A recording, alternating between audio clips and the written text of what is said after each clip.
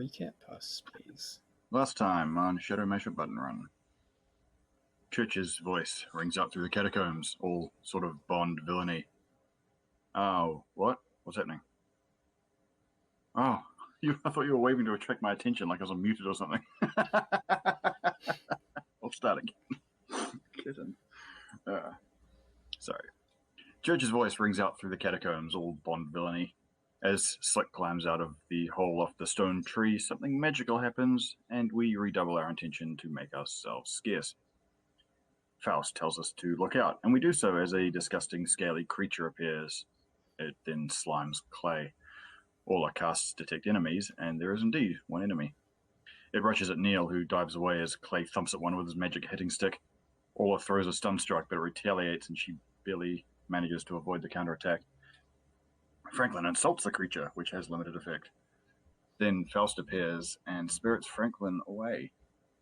Neil and Clay take turns beating the thing with sticks, which doesn't stop it from attempting to cast a spell on Orla, though she resists that. Slick runs up the wall and goes for a roundhouse kick, at which point everything goes black. Franklin, having accompanied Faust into the rock wall, is transported through the medium and finally falls upward to land in a heap in the shell of a building on a mining site. He recruits a sprite to control a mining drone. Back in the pit, the darkness recedes. It's not actually in the pit, but anyway. The darkness recedes as Neil finds himself in a bar talking to the Dark One. Both orcs are very aged now, and they're reminiscing about friends and family now lost. His comlink isn't working, and the conversation is deeply depressing.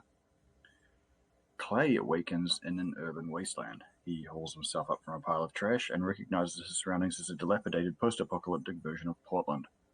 He is unable to assense. He tries to walk home, but comes across a corpse, and then a living person, a young girl, who's running from a pair of strange, robed, spirity things. He chases after them, only to see them grab her and drag her upward into the sky. Unable to reach them in time, he casts a stun bomb, causing them to drop her from about 10 meters, and she falls, breaking some bones in spectacular fashion.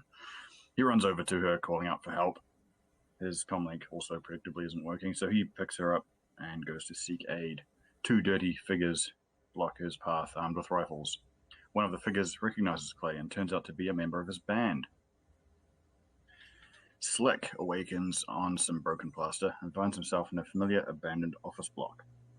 Chained to the wall, his brutish captor lurches in, hauling Slick's friend and fellow captive by her slave collar, along with a small comlink. He tells Slick to solve a thing on the comlink. Slick doesn't immediately comply, so his friend is thrown against the dilapidated scenery. She tries to escape, with extremely limited effect. After another unsatisfying exchange, Slick picks up the comlink. The jailer shoves the girl out of the room, and Slick casts Control Thoughts. But it does pretty much nothing, earning Slick only a thump on the dome, sending him through a broken window into the corridor. With his chain snapped. The girl, bleeding but conscious, beckons him to join her under a desk. They hide from the man as he searches through the ruined office. Orla awakens to smell smoke, finding herself in a stone room with a diamond-shaped window, outside which fires are burning in the ruined cityscape of London. The door opens to reveal a Dazer, who enters holding a folder. She tells of a mob who are all angry about the Queen being assassinated. Orla asks who assassinated the Queen, and Dazer tells her that that's what they need to discuss. She produces a paper and pen. The choice is high stakes and involves the succession. Back in what we laughingly refer to as reality, Franklin negotiates with a penguin that is actually a sprite and prepares to get the mining equipment running. Neil is still in the bar. Dusk is falling. He goes to take a look outside, but inebriated falls to the floor. A little lie down and a bottle of water later, he makes it to the door, which opens onto the darkness. Clay and his bandmate Jenny are now in a sort of crap safe house with a bunch of refugees. It turns out that the last time they saw each other was before Germany, some 6 weeks earlier. She relates that the spirit things basically take anyone, but especially magic users. A survivor bursts in and they secure the place, dousing the lights. Howling sounds from outside, and the survivors huddle with a hubbub. Clay plays a calming melody. Orla considers the documents with which she has been presented, and questions a Dazer about the agreements. It all seems like a pretty bad deal. The options are Orla is tried as a conspirator in the assassination and sentenced to house arrest, other conspirators being executed. The other option also involves executions, as well as Orla renouncing her claim to the throne. The conspirators are supporters of the now deposed Lord Protector, Lord Marchmont. Again, this has all gone down in 6 weeks. Eventually, she signs the renunciation. Slick and his companion huddle under a desk as footsteps approach down the hall. They dart into an adjacent office and hide in a supply cupboard. After their captor passes by, they creep back out into the corridor for the stairwell. The stairs are partially collapsed. Slick leaps the gap, and as he turns to help her down, they hear the jailer approaching. She jumps, and he does a middling job of catching her.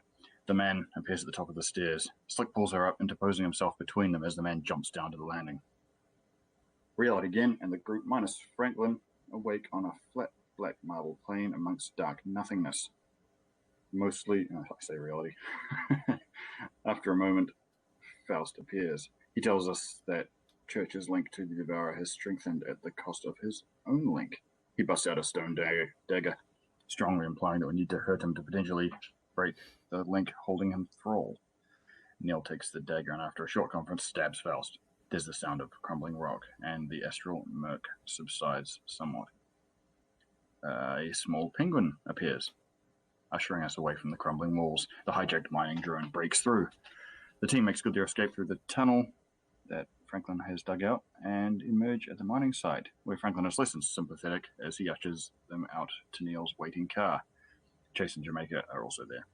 The team piles into the Talon and leave very quickly, Franklin masking our online presence as the mining company's response team approaches.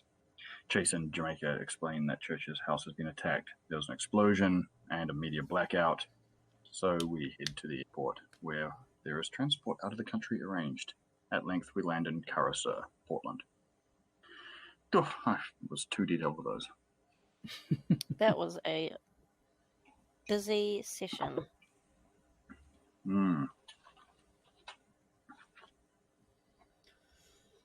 Okay, thank you for that. So AJ will be joining us shortly once he sorts out his video problem.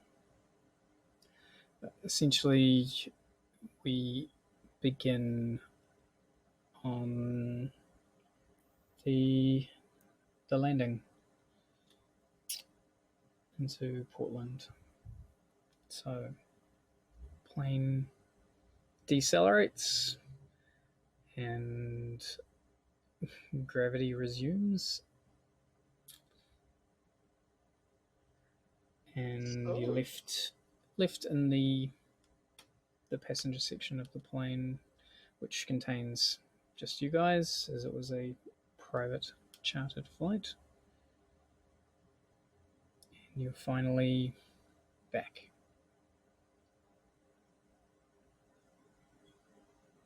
Yay. Mm-hmm. You're very quiet, Austin.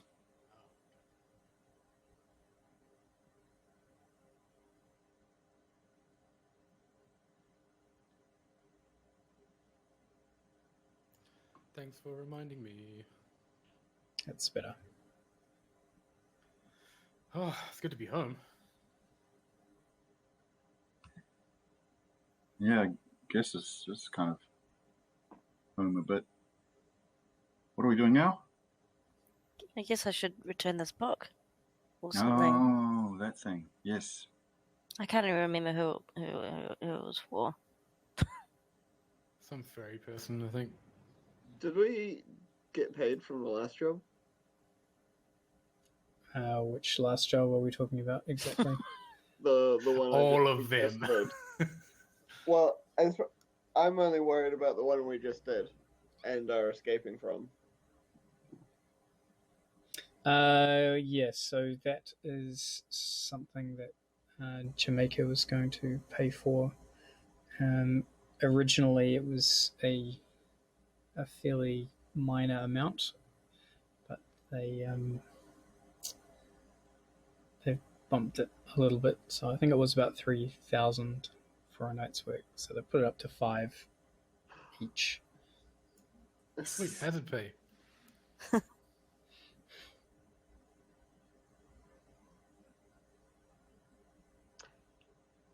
And then, does my character have a place to live? Well, that's up to you, I suppose. Presumably you do. All right. What's the living cost thing again? Because I should probably pay that. It's probably fairly timely because I think everyone else's rent is going to be about due at this point as well. So, lifestyle. So it kind of depends on how large you're living. It ranks from living on the street up until luxury. There's a few variances in between. So street, squatter, low, middle, high, and luxury is where it caps out. And luxury is, in terms of, well, street is 0, costs nothing except for your dignity, etc. Luxury costs 100,000 a month or more, depending on what you're doing and where you're living.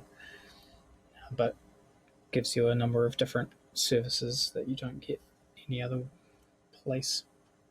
How much is middle? Middle is 5,000 a month, and it's a nice house or a condo with a lot of. How much comforts. is low? Low is 2,000 a month.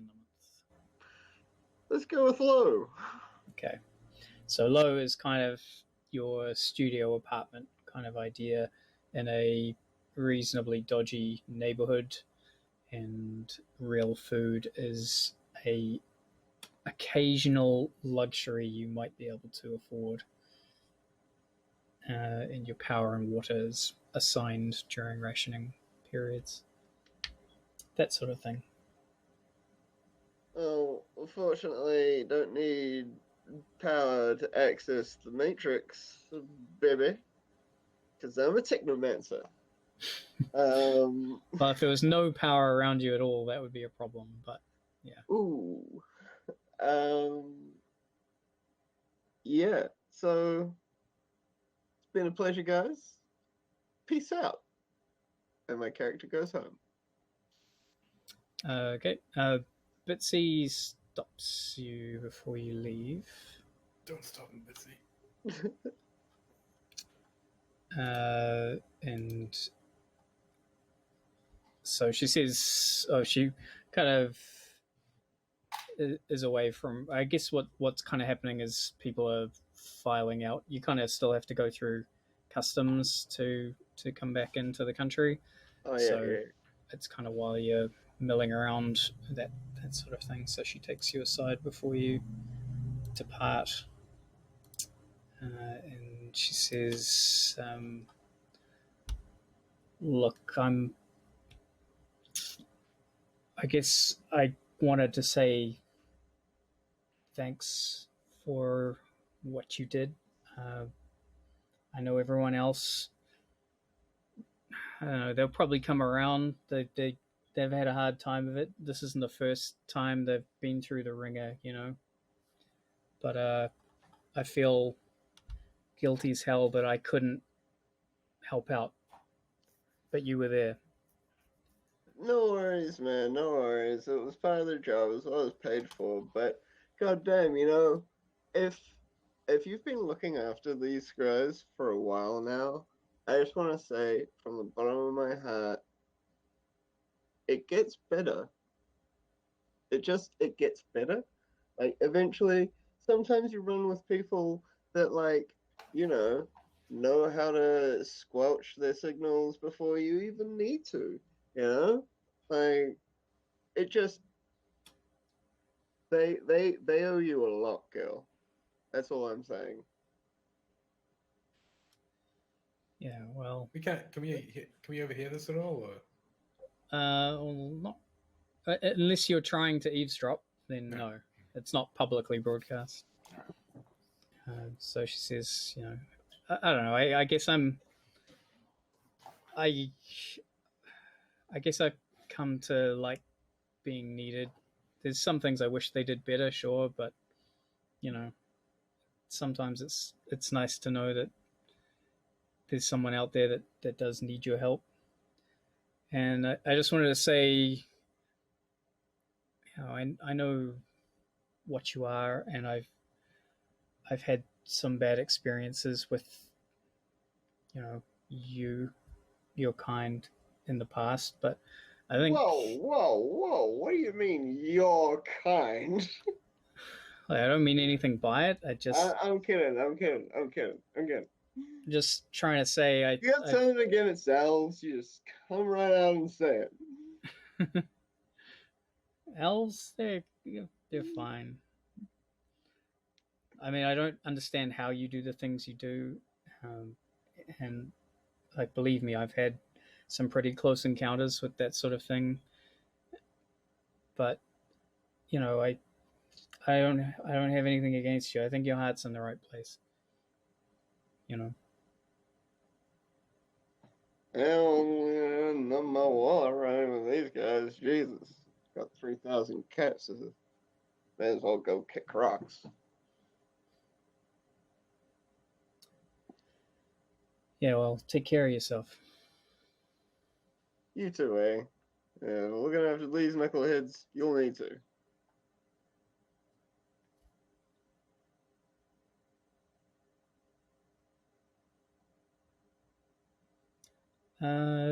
Because there was a job that you were on with them before this as well, I believe, or was this the first thing you've done? This was the first thing I'd done with them. Okay. So I'm like, gonna be like, all right, peace, guys. Let me know if you need a smiling face. Yeah, see you later, Franklin. Man, I turned to Neil. The fuck did Chase find this fucking guy? He overhears that, but walks away whistling. Yeah, Neil's just like,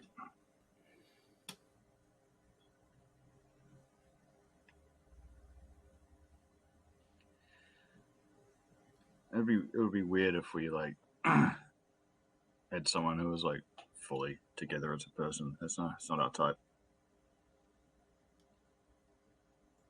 That hurts, Neil.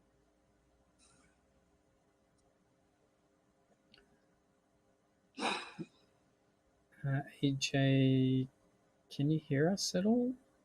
Because we still can't see you.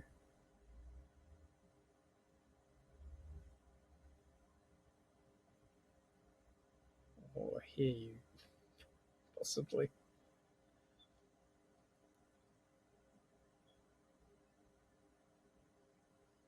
I guess you've done something to your setup that's a little major. But yeah, we can't see or hear you. Is that the snap camera logo? Oh. Yeah. That wouldn't affect audio though. No. Shouldn't do.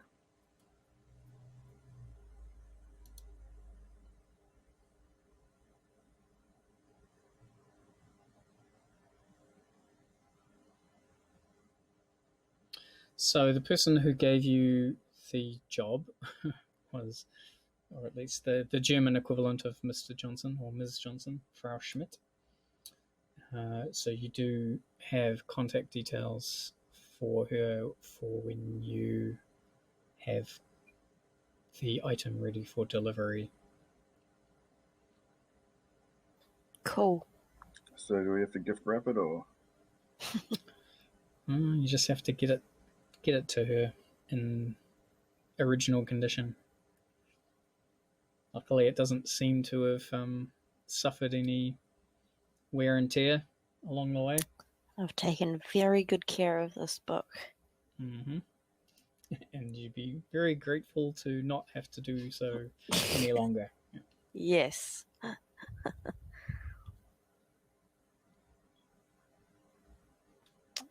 Yes, I would like to return that ASAP.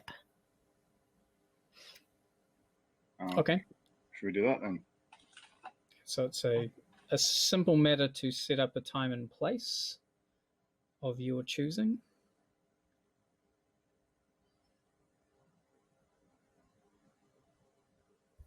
Neil? Yeah, I guess. Hey, Clay, is there a good bar around here?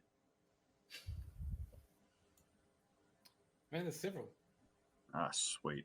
Are there any that have like a private room? Hang on, let me get on their website. Just get on Google Maps and I never really had that much cause to actually use the private rooms. I mean, if you perform to them, do they have a green room? Yeah. I'm sure they'd be like, you know, if you know the management, you can be like, let me use your room for an hour. I won't do anything shady. The Pissing Baron's got a pretty good green room. The pissing Baron.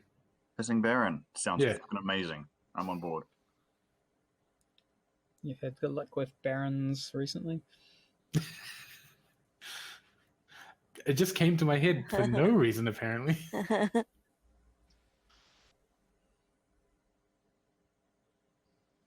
All right, let's go there, I suppose.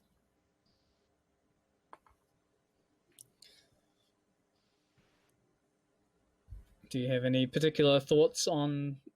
Are you visualizing anything, Austin? Nah. Nope. Okay, so I picture that being like real punk. Like, okay. Yeah, let's go. Yeah, with that then. lots of keep calm and such parody posters everywhere. Yeah. So Brit punk kind of thing.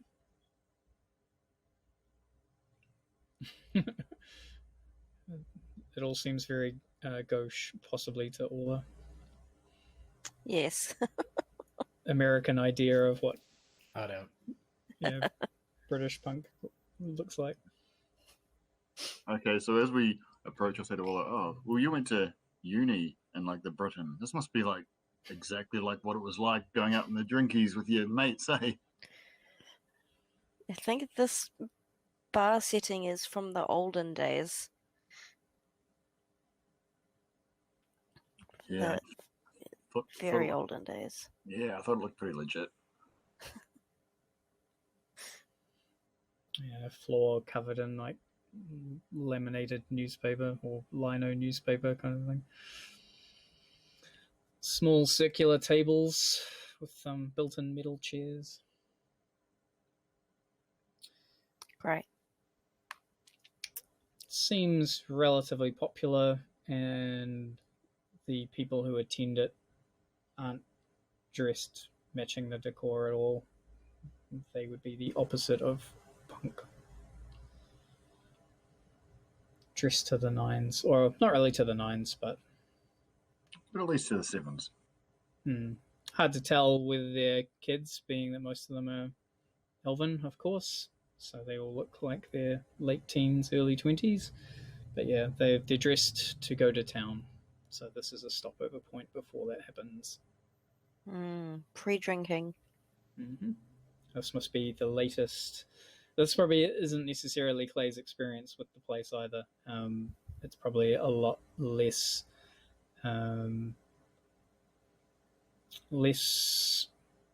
frequented. So it's possible it's become some blogger's latest discovery. Fucking always happens, doesn't it? Yeah, it's the new hotness for now until the next one. Is this like your fan base, Clay? Gotta say, it's not what I pictured. Fuck no. I don't know what's happened to this place, but I mean, the green room should probably still be fine, but yeesh. Corpse Central here. So there is an aged human by the name of Bud behind the bar who has a acquaintance with you, at least, Clay. Enough to squint and recognize you after a moment's thought. Hey, bud. How's it going? Things look busy. Yeah, sometimes that whole thing about being a victim of success, I'd like to not be victimized anymore. Well, just gotta wait for the wave to pass, I guess. Is the green room free at all? Yeah, right now it is.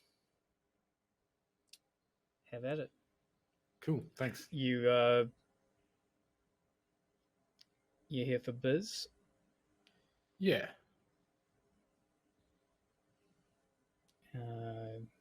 Just something small. Am I pointing anyone your way? Yeah. Give him the description of what was her name? Frau Schmidt. Yeah, Frau Schmidt. As I recall, she's pretty distinctive. As were her help, I guess. All right. Cool. Yeah, so I gotta grab a couple of beers and a dandelion wine. I look at all and I will have a beer. Thank you. Okay. Yeah, 2 beers and a dandelion beer. And I'll just transfer some cred and be like, and get drinks for Frau Schmidt as well if she wants any. And a generous tip for your fine self. All right. Is Bud an elf? He's human. Thank fuck, I was afraid I'd look racist for a second. Looks like he's probably in his mid-60s.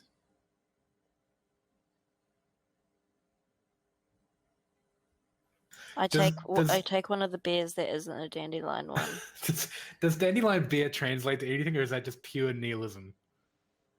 Do you mean does it exist in canon? Well, I mean, yeah, like does it just translate to a light alcohol beer, or It's basically just a play on the racial slur dandelion chewer Right. for elves. Right.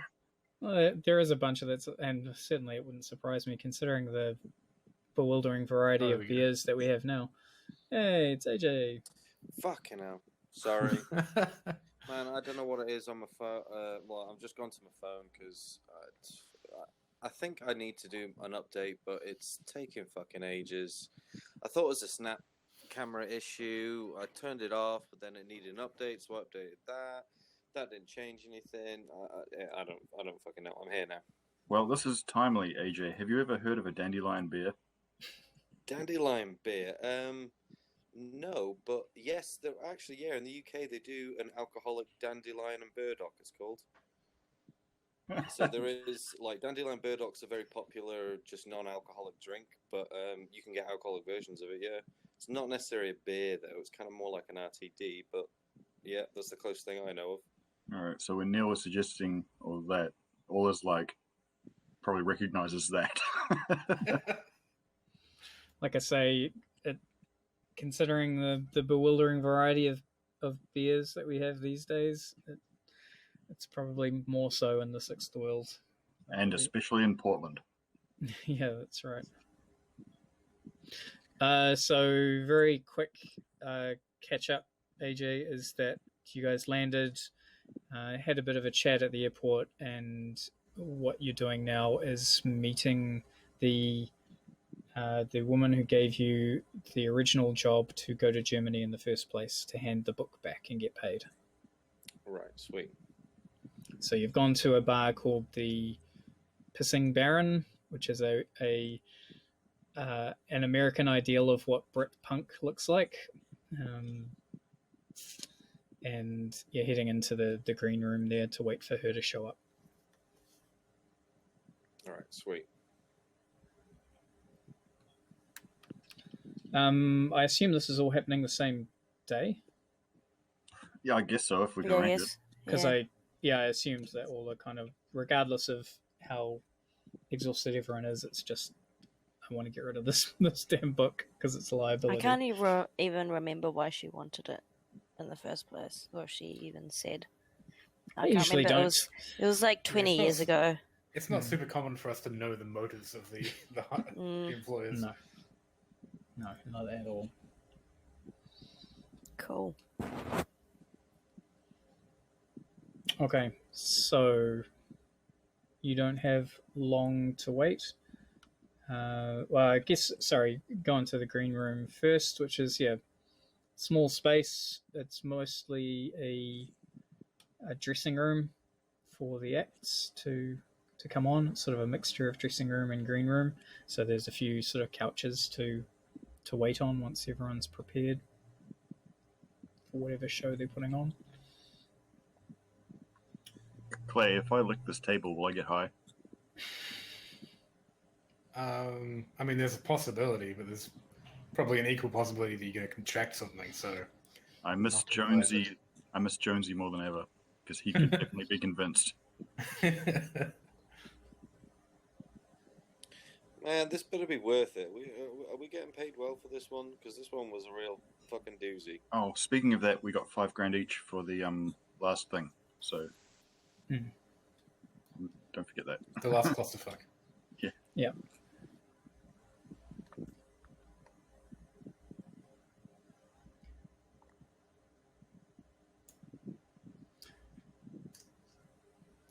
I point out the wall of graffiti that has the name Clay on there. See, guys? Oh, That's when I played. I was. I guess you are a local celebrity after all. Yeah. What's your guys' thoughts on Franklin? You know, he was a pretty cool guy. He was handy. Are we gonna invite him back in? You know, I mean, he fills a gap, doesn't he? I mean, he definitely pulled shit out of the fire. I can't deny that. That was some pretty pro fucking level rigging to operate that mining drone. He was snipping all them cameras and allowing me to sneak about. So Yeah, he was. He did have his uses. I mean, credit where it's due, but fuck, what a personality. Bitsy is attending virtually, and she says, "Yeah, I kind of agree with Clay. I think that guy is a bit of a problem." Oh, why do you think that, Bitsy? I don't know, just a feeling I get. This isn't a thing to do with old Flick, is it? Because don't mean to bring it up, but Nah, nothing really to do with him. Jeez, Neil, why don't you just get her to air all the dirty laundry? sorry.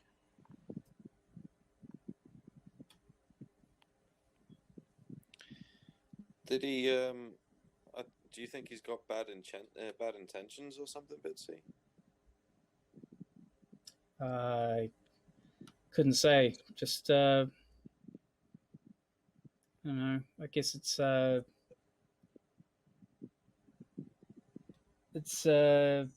bit of a worry, maybe, just dealing with these other kinds of people coming in. You don't know what their motives are. Yeah, true. You guys felt the same way, right? I mean, to be Yeah. honest, but see, I didn't really question his intentions, except that he seemed to intend to be a dick constantly. I mean, all the important stuff he did well. He just thinks a lot of himself, doesn't he?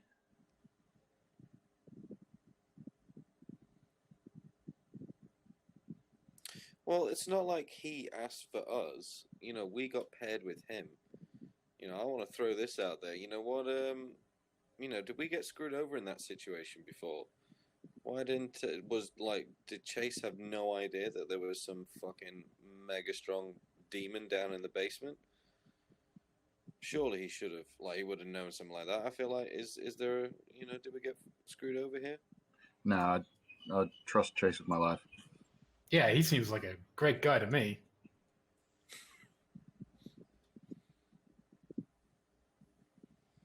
I don't know. Maybe we need to ask Chase about Franklin. Yeah. It's actually not a dumb idea.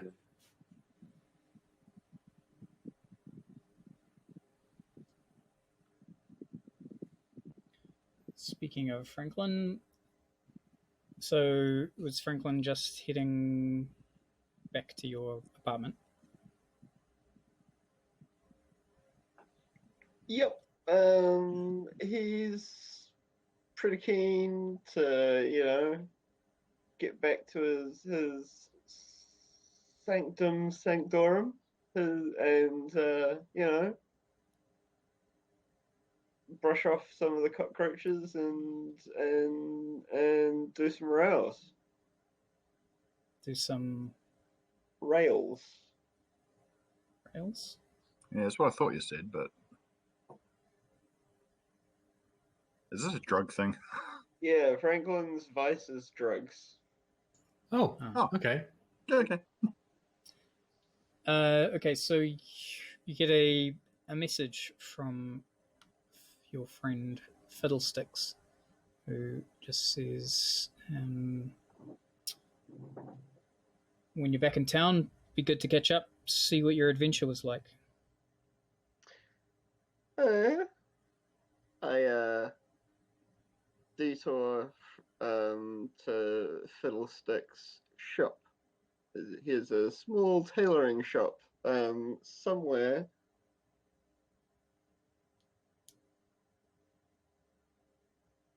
Middle class. Okay, Where- so you're gonna stop by on your way home. Yeah. Please tell me he has an assistant called Poppycock. Well, with a name like Fiddlesticks, Ben, I'm going to let you run wild and choose your most non-human metatype. Okay.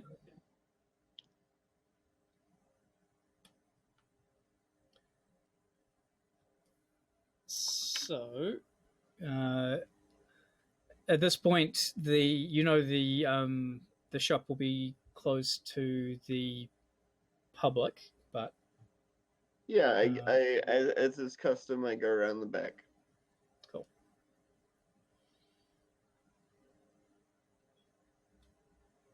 Okay, so Fiddlestick's occasional assistant, which is a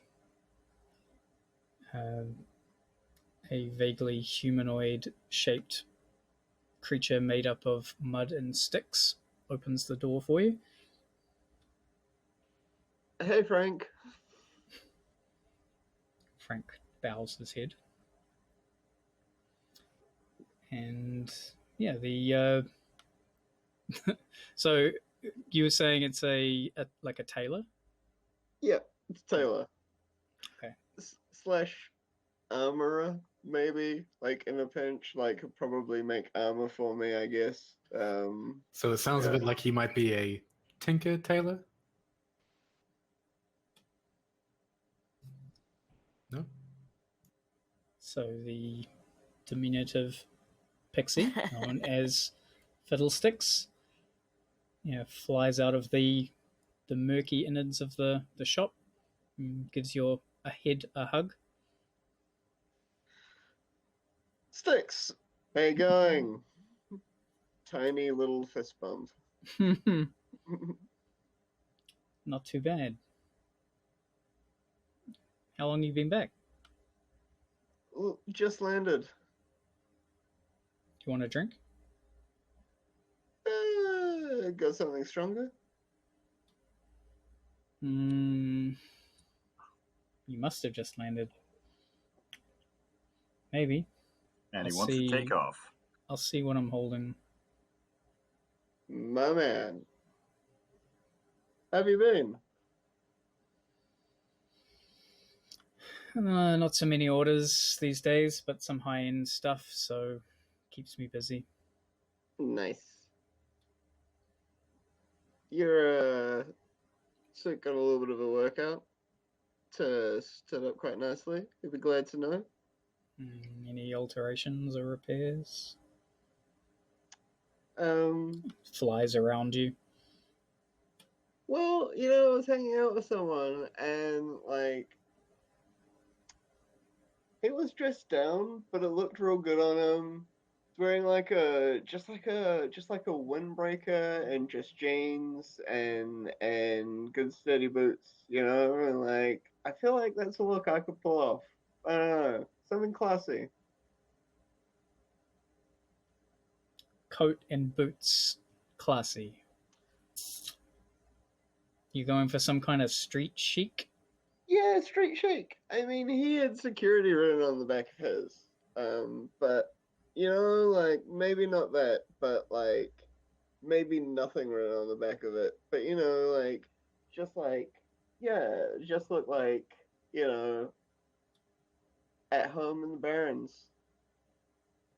It was beautiful, man. I'll have to see it, I guess. I'm sure I could come up with something.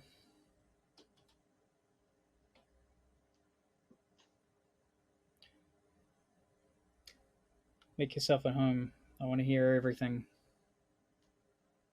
I am. Yeah, tell him about the job.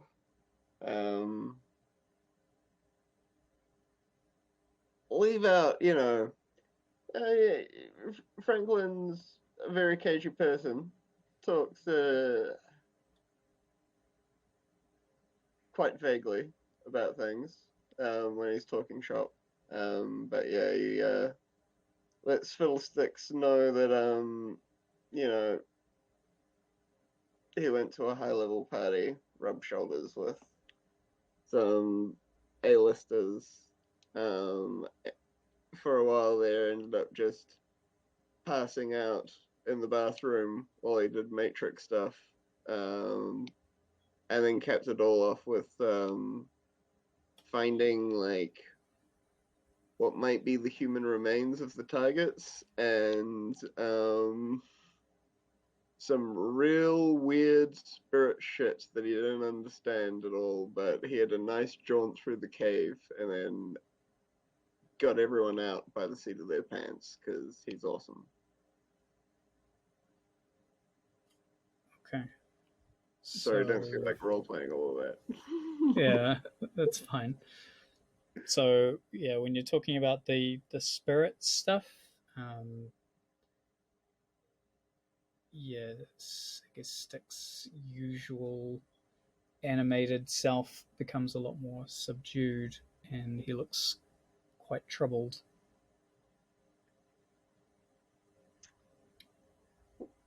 I know that look.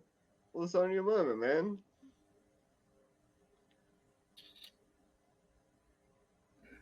There have been events happening beyond the veil that are a little concerning. The last astral journey I went on to speak to my mentor, Oracle,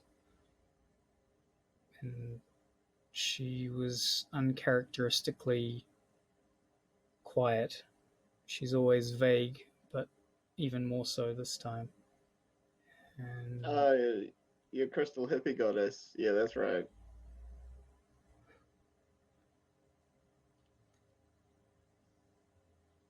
she Franklin helps me pretends to see die. the path,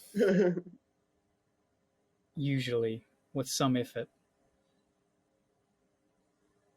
She weaves the world into being, but something's got her rattled, and that's not something to be taken lightly.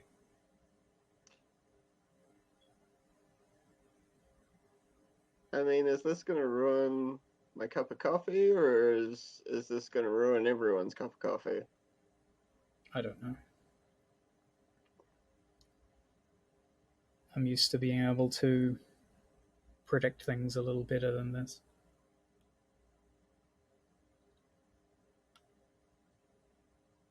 Like, do you need me to do anything? I mean, like, you know, like, if you need me to, like, you know, hide some dirt or confuse some fuckers or smooth talk some people, I'm your man. But you know me and that magic stuff, like,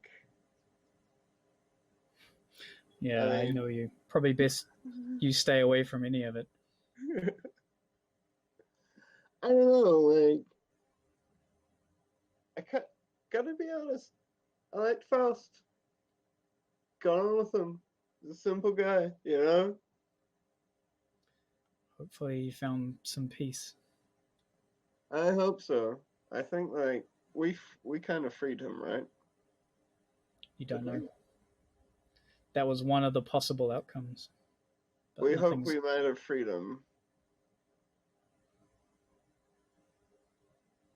Tell you what, the idea that he might still be down there working for that guy doesn't sit right with me, though. Because I'm a good person like that. Okay, back in the bar. So, door opens and Frau Schmidt enters, followed by her orc security.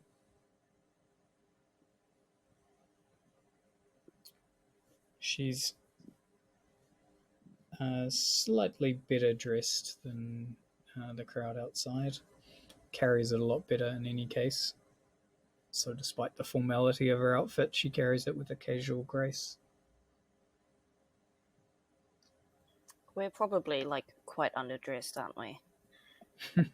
Well, yeah, it's not like you say you haven't like gone home and changed or anything. Nope. You're probably fairly filthy and sweat stained. Yeah, well, I'm probably Nice. still wrapped up in dead people juices. Hmm. No fucks given. No, you're probably used to it by now. Probably got stopped by security for a random search.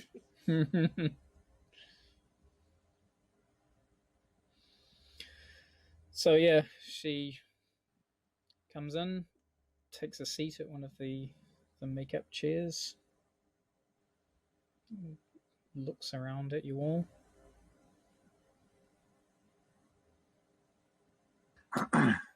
Hi, I have the thing that you wanted. May I see it? Yeah, I unzip my bag and I pull it out and hold it up to her.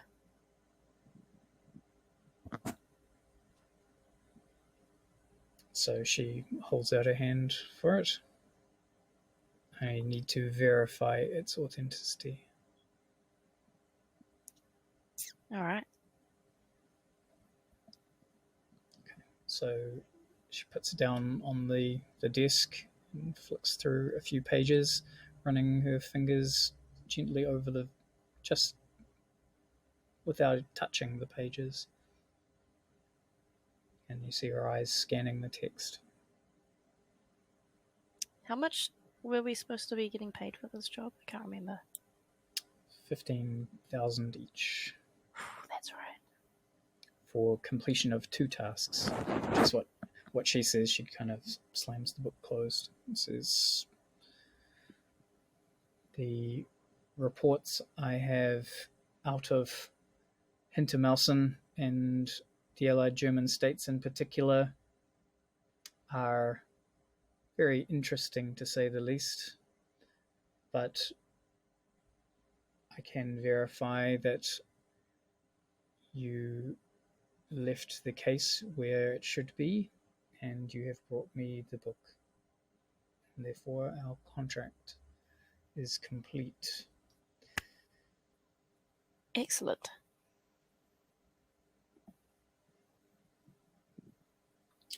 My client wishes me to tell you that he is very happy with your work. We aim to please. She removes a series of cred sticks from her jacket pocket and leaves them on the table before rising lithely. 15 Placing- grand, little man. Put that shit in my hand. If the money doesn't show, then you will owe me, owe. So she follows her orc security out. Oh, Indeed. I gave them an orcish nod on their way in. Right. Maybe it's lost in translation. It's universal.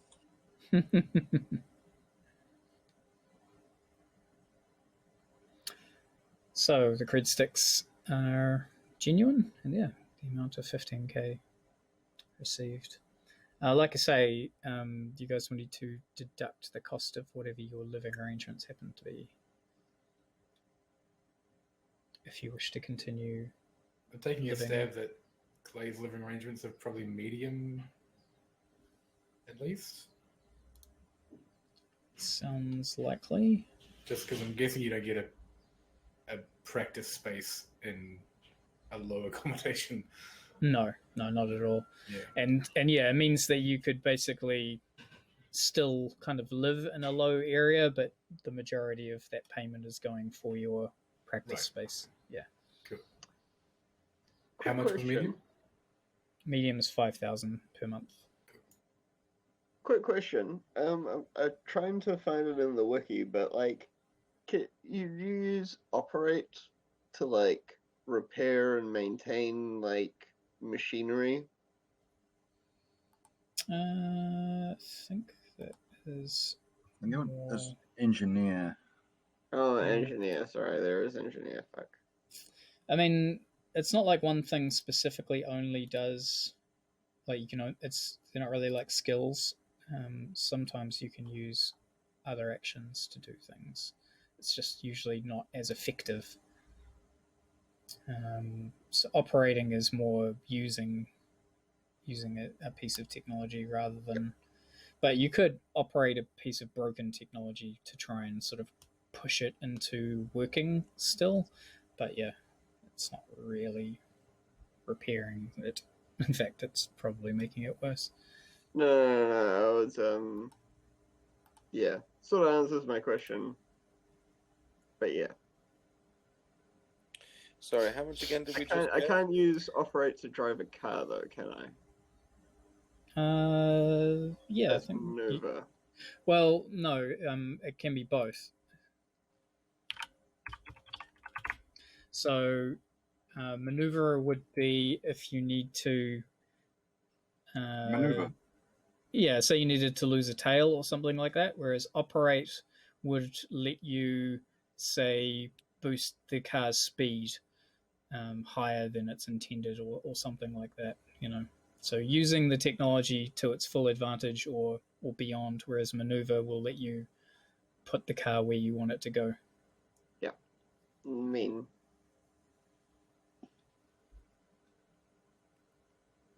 Right, sorry, one last time. I'm just playing a little bit catch up. I was catching up on my finances. Right, I know where I'm finally at now. And then how much is... Me and Neil live together, so we're on the same accommodation, aren't we? Oh, that's right. Yes, I have that. That was 1,500 each for to share the low lifestyle. Right, okay, sweet. I'll knock that off. I had assumed that Orla lives in like student accommodation or some shit. She's technically still finishing her PhD or something. Right. So yeah, student accommodation is probably going to be considered low as well. It's the bare minimum. So what was that, 2,000 a month? Yeah. Sweet. Slick has now done the mental math and realizes how much money he has and sends a DM to Neil going, "Holy shit, I'm loaded, beers on me." Oh, damn. I don't know if you want to open that door. Neil's just... Party time. Is his vice financial inexperience, maybe? Mine? Oh, maybe that could be because, I've never really had money before. Like, Slick is like, he's gone from nothing to like being fucking like loaded within probably like, I don't know, how long have we been a team? Probably, I don't know, 6 months, 10 months. Don't think it's A actually year? been that long. I don't know. We've done a fair few missions. Yeah, probably that long in real life. It's probably about 10 minutes in game. I think it's probably at least 6 weeks, thereabouts. Yeah.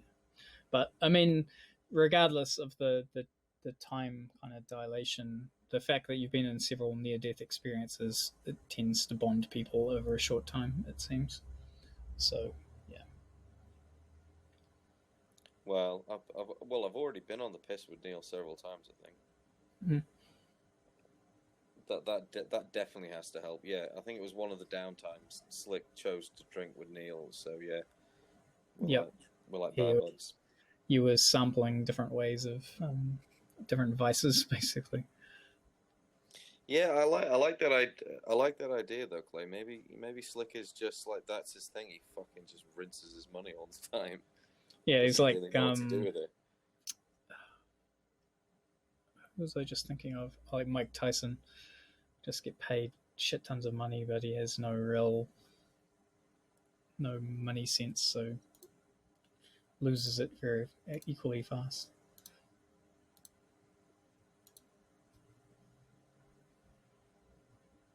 Whereabouts is the VTOL at the moment? It's at the airport. Because I just noticed that it has some minor damage from hitting some trees. It does. Its maneuverability. Well, I think your recap mentioned hitting trees, which could have been part of it, but a lot of it was getting shot by machine guns as well. It could be anything really. We Yeah, may so never really know. it suffers a little bit in terms of maneuverability at the moment. So No. it does need some repair, but of course, being the VTOL, it's quite expensive to fix. If you're paying out of pocket. It still works as is. It's just not good at evading things. All right, Slick, let's fucking tie one on. But tomorrow I've got to have a look at that VTOL and see if I can patch up the tree holes in it. They look like bullet holes, but Oh well, it'll be alright. I'm gonna go home and have some downtime. Understandable.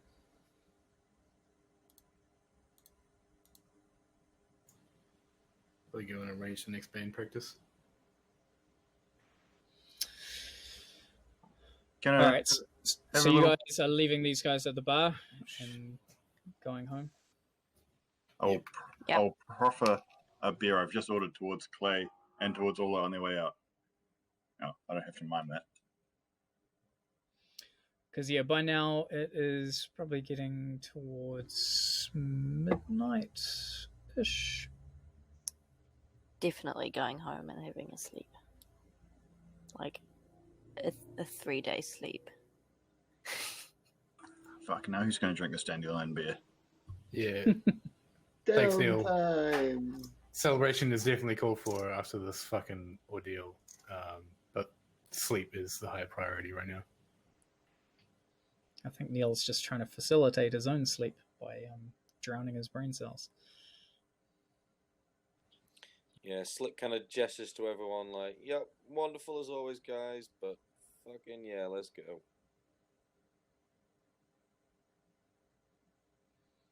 So does that mean Neil and Slick is staying to drink? Is that the idea? Oh well, Slick didn't realize Neil had beers. If Neil's got beers, then yeah, we're sitting down and having some beers. Well, you also said you were buying, so I guess he's got beers. Yeah, either way. Neil. Yeah, I suppose he's probably just fucking yeah, right. Yeah, well, that one's on me, right? Well, Neil took it around with it, and he got the first round. So there's 4 beers sitting there. That's Clay and Ola leave. Yeah. I mean, I was kind of intending when we got back home, but you know, hey, why not now? Why not start early? The benefits of being young. Yeah, man, look at all these elves. Oof. Man, do you know, I kind of missed that, you know, my little friend, man, he built us a tree out of fucking stone. Man, like, if I imagine Slick's getting to that point after, if we're getting a few beers in, then yeah, I think he would then start reminiscing about his wonderful little friend that built him a tree. Yeah, well, he was supposed to, like, be able to, like, be free, right? But I didn't see what happened. I did the thing, man. I hope I didn't do it too hard. I think he's free, man. He's definitely free. We did the right thing, didn't we? You muted yourself before you started Fuck. talking. Yeah, man, we did the thing he said. You know, we yeah, for sure, man, for sure. Yeah, it'll be all right. Yeah, we just gotta like figure out how to email a spirit. I don't. We'll just have to ask Clay to just like hit him up. Just bring Yeah. him spirit thing him here. Yeah, he knows all about that sort of thing. Yeah, he can find him.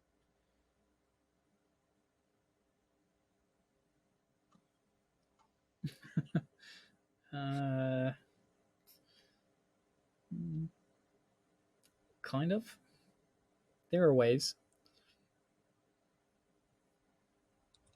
I think a wizard did it.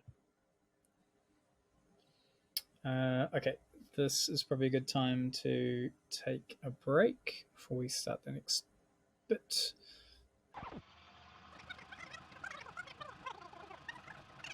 The Neil and Slick stay at the bar and get sourced. Orla and Clay head home to get some sleep.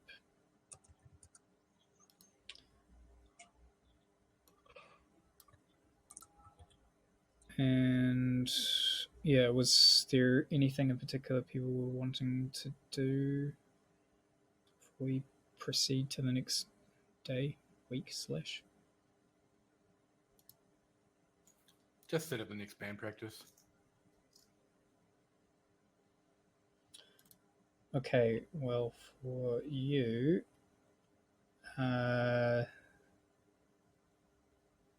so Zora and Claire want to talk to you out and about. Okay.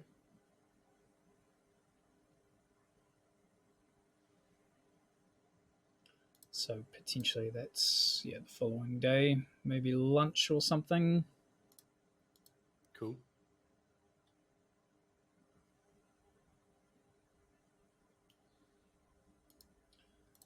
Okay, so do you want to just tell us a little bit about the two of them, just to get it on record?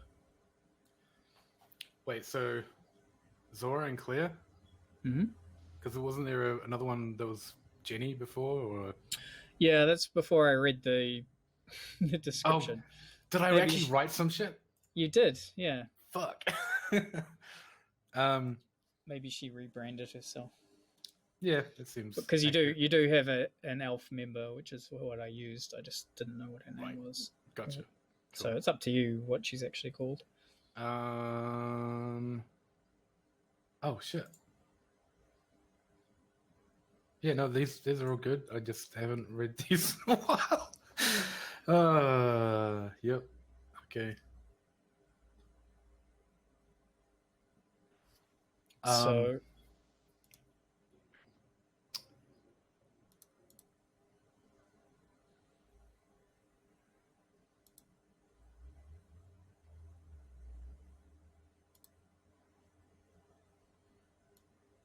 So Claire is the vocalist. Zora is the bassist. Man, I swear one of them was an... Oh, yeah, Claire's an orc. Claire's an orc. Zora's an elf. Bodhi is an elf who works the drums, but yeah. Yeah, Bodhi's... Bodhi. Let's not...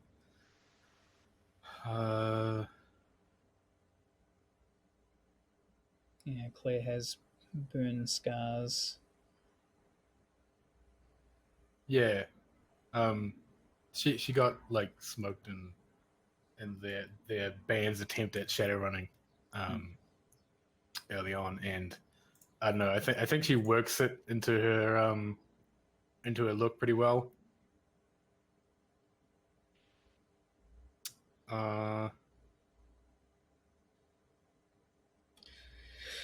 Yeah, so I'm picturing you're in kind of a outdoor brunchy kind of place. Probably like what I'm thinking is it's basically an outdoor restaurant. There's a place like that I went to in LA, which was basically like the kitchen was semi-enclosed, but it was essentially open air, and all the seating was in the open air, except it had coverage over the top, kind of thing, when needed. Mm-hmm. So it's that kind of place, reasonably fashionable, but not expensive, not super expensive.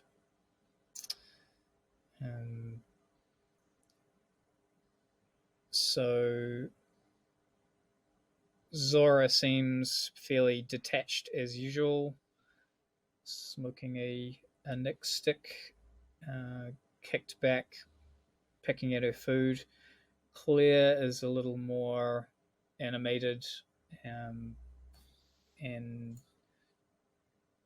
doesn't stick with the small talk too long before asking what happened, where you've been.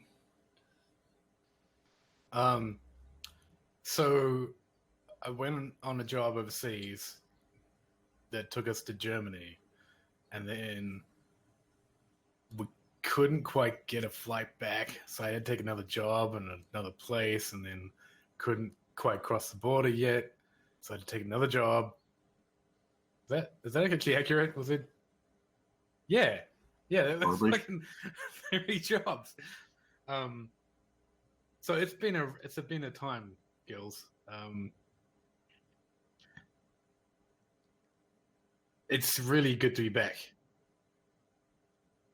So Zora says it looks like it's taken a lot out of you.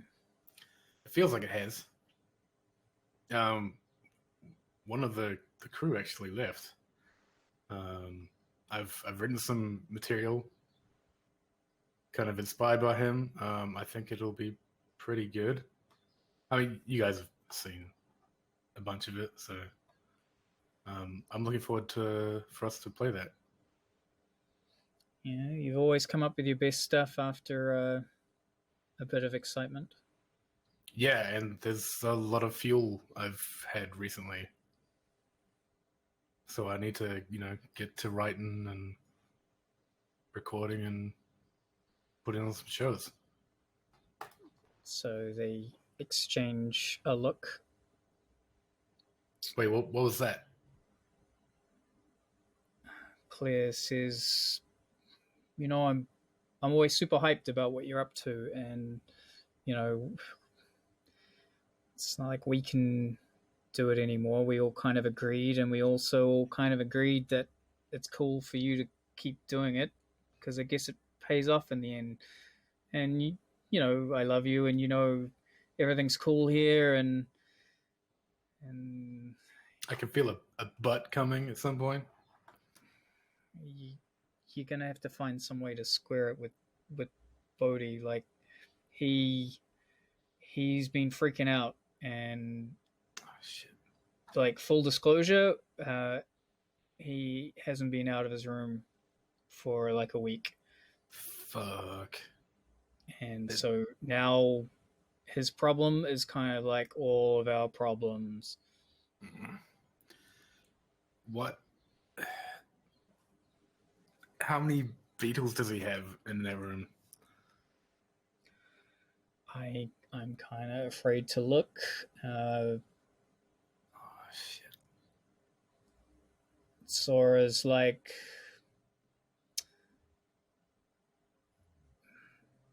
maybe we just better hope that you took some of those California hots on while you're down there.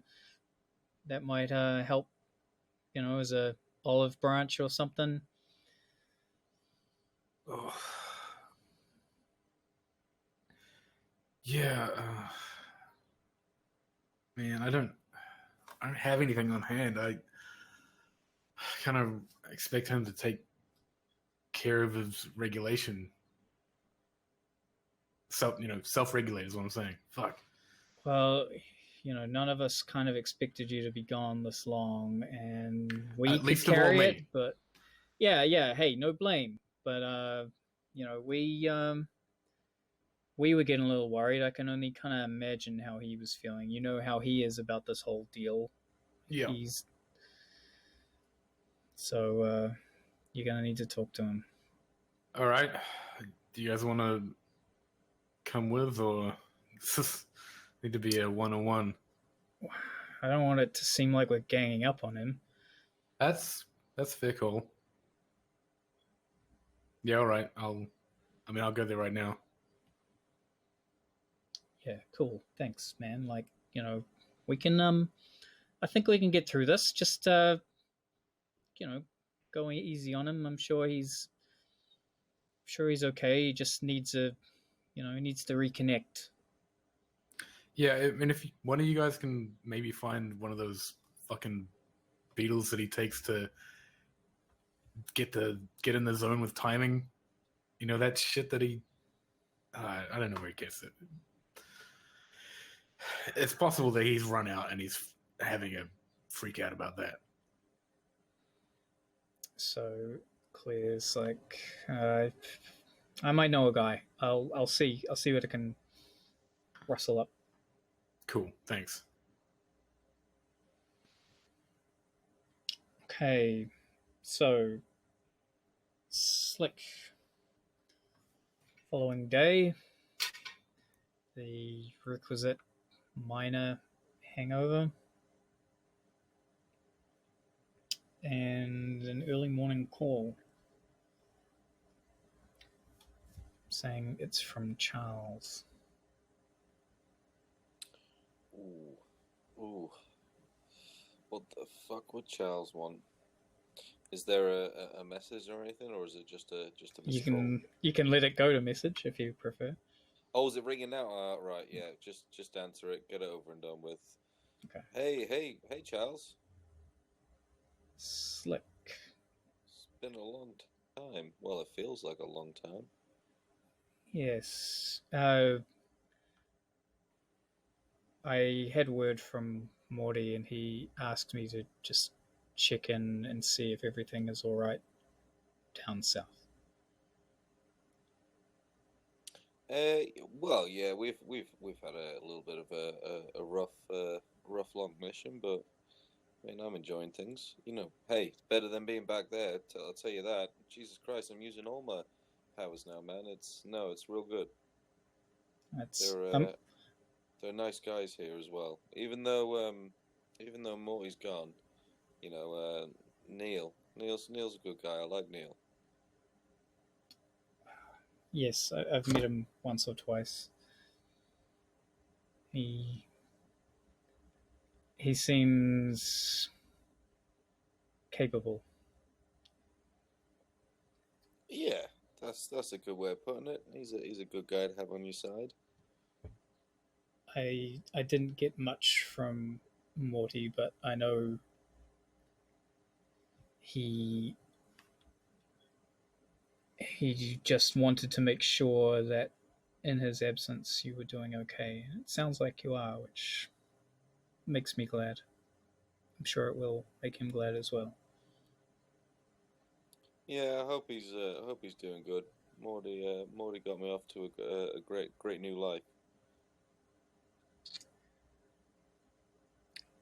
Are you back in Portland? Yeah, finally.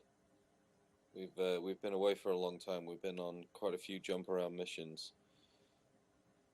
A bit of leapfrogging, but it's been hard.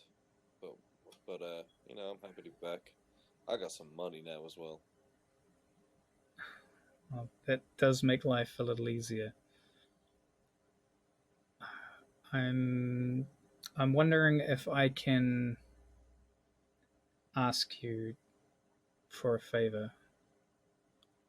Yeah, of course, man. You've helped me out a lot. What can I do? A couple of my kids we haven't seen them for a little while at the shelter, and I have heard that they may have headed down your way, and it would just do me a good deal to know that they're all right.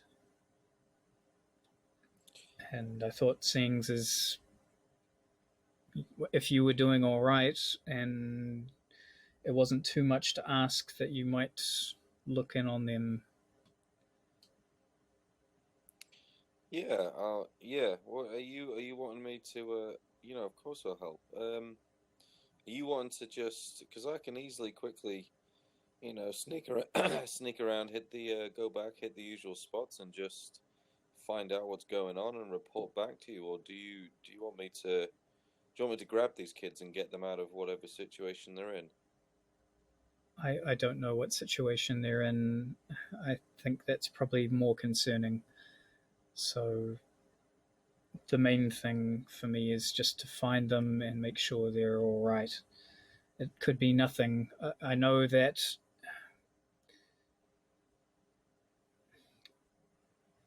their names are Miles Turner, Grace Shelby. They both just turned 16, and I know Miles has an uncle down there in Portland, so maybe they've just gone to stay with him. He would probably be your best place to start, and maybe you can find out from him how they are and let me know. Yeah, I'm gonna look into that for you. I don't think we'll be taking on any missions, so I'm sure the guys won't mind me needing to do my own thing. So yeah, I'll get onto that. I'll let you know where I head up with it. His uncle's name is Raz Turner, but I don't have a specific address. I just know he lives somewhere in the neighborhood of Metza, which is in progress. You might need to do a little bit of asking around to track him down. Right, okay. I think that's good enough for me to make a start. It's been a while since I've been to Portland, but from what I know, Progress is not a friendly neighborhood, so please take care of yourself. I will. You look after yourself as well, Charles. Aside from, you're safe, aren't you? You're doing all right. Our partnership with the Orc Underground is reaping a number of benefits for all members of society. So I'm very happy about that. No, it's good to hear. I want things to change back there. Well, a little bit of forward momentum, at least. Take care of yourself, and I hope to hear from you soon. Yeah, you too. Thank you, Charles. Okay, so he rings off. Molly should have left them enough money to erect a statue in his honor. Oh dear. But he didn't. And we'll never know.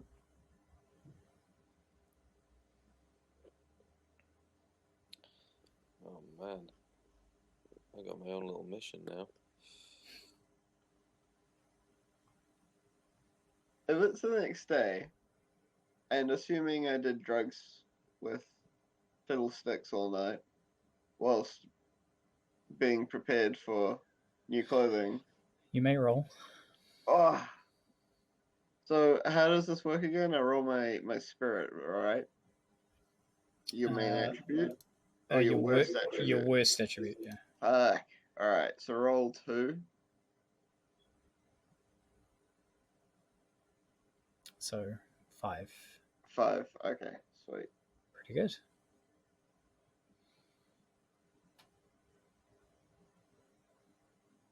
So Martin gets 5 karma back.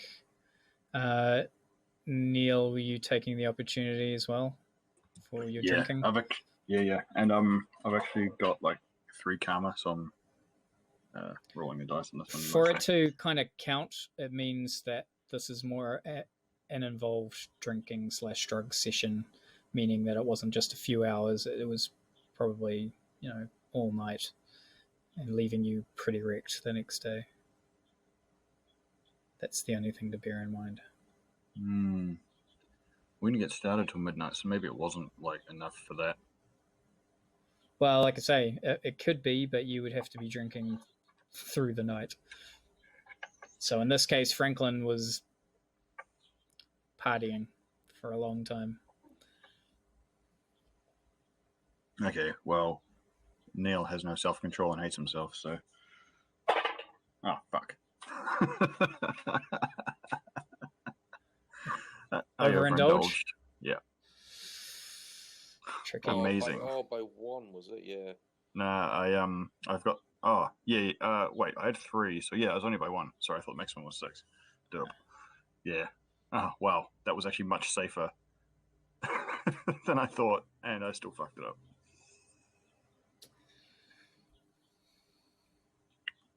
So was this a damage box of crushing hangover? Or is it something more fun than that? Something a little more fun. Nah, fuck. Neil doesn't have a dockwagon contract, does he? Fuck. Hang on, I can search for that second ball. Completely unrelated, but as we're rolling for our karma back, I feel like I should point out something I noticed as I was rereading the rules, which I haven't done nearly enough. But like in terms of like overall like resource efficiency, it's probably better for us, I would say, to spend a karma and boost on rolls that are important than roll to resist a roll where we've only rolled like 3 dice and had really bad chances. Yeah, I've done it a little bit. So like, instead of just like using our karma as a way of like undoing bad rolls, like if we lay up rolls to be mean as that are real important, like that might be like more efficient than spending like potentially up to 5 karma to make a bad whoopsie go bye-bye. That's possibly true. It'd be worthwhile looking at the history, because I think usually, I mean, your resistance does vary, but there are a number of times where you've got enough dice to resist where you end up paying no karma at all. Yeah, and sure. It does cost 2 to push unless you're assisting somebody else, and then it costs 1. So yeah, that's more efficient for sure. But yeah.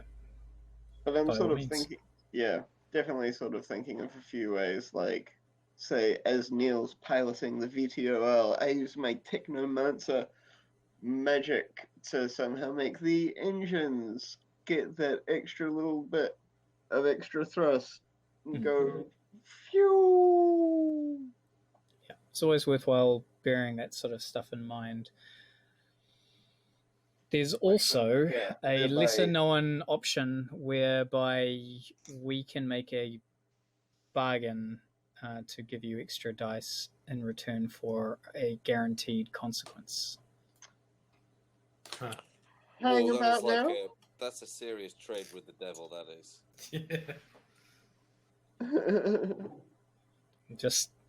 I would be remiss if I wasn't providing all the options.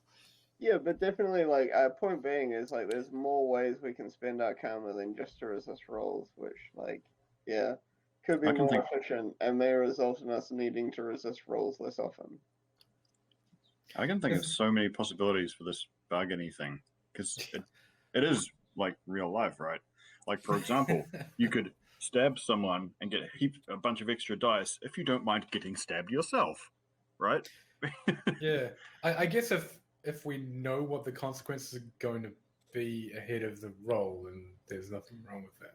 That's pretty much how it works. So it's not like it's a mystery consequence. It's basically and you can refuse it as well. So the bargain is basically, and you can suggest things like if I accept this thing happening, can I get an extra die for that? Yes or no. Otherwise, I can think of no two words that would inspire dread in me more than guaranteed and consequence. Yeah, like I say, it's pre-known beforehand, so you do have to accept it in full. Gotcha. It won't be a surprise. But yeah, worth bearing in mind. Certainly, yeah, there are ways that you can do things. And, there are things that I've suggested in the past when you do group activities or that sort of thing, which you can initiate yourselves if you wish. Neil can distract somebody with technobabble while Slick sneaks around to ambush someone from behind, etc.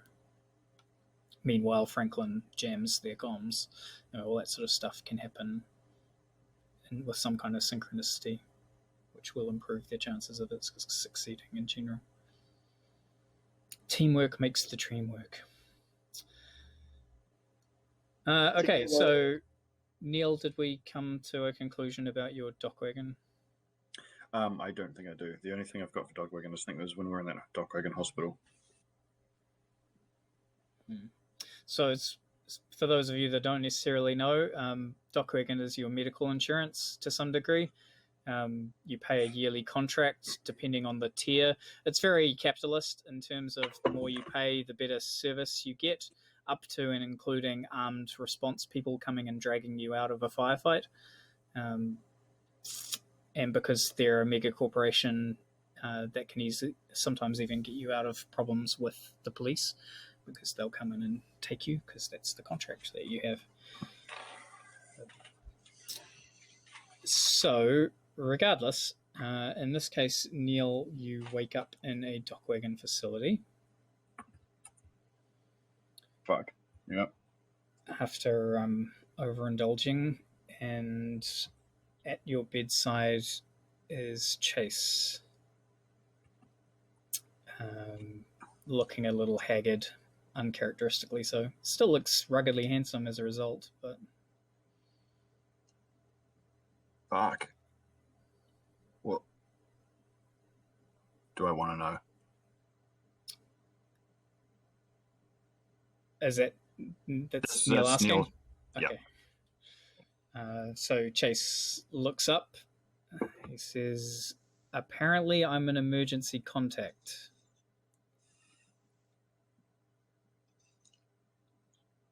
If they say it, it must be true. I know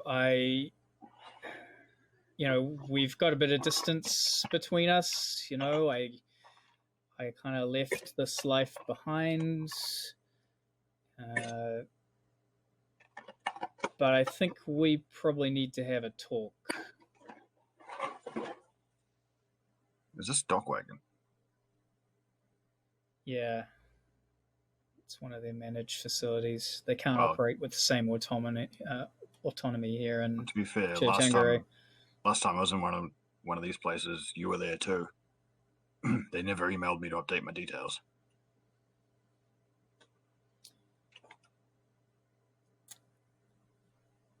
Do you know how you ended up here?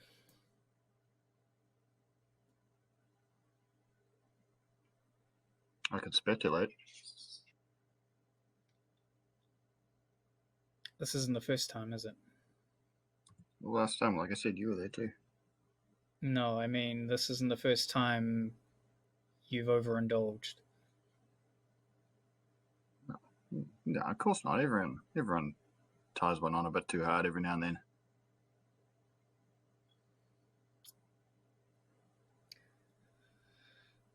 Like I say, we don't run in the same circles anymore, shall we say? But I like to think we're still friends. And I got to say, I'm worried about you, and not just me, Jamaica as well. So, and I feel kind of directly responsible for this one. And you don't owe me anything here, but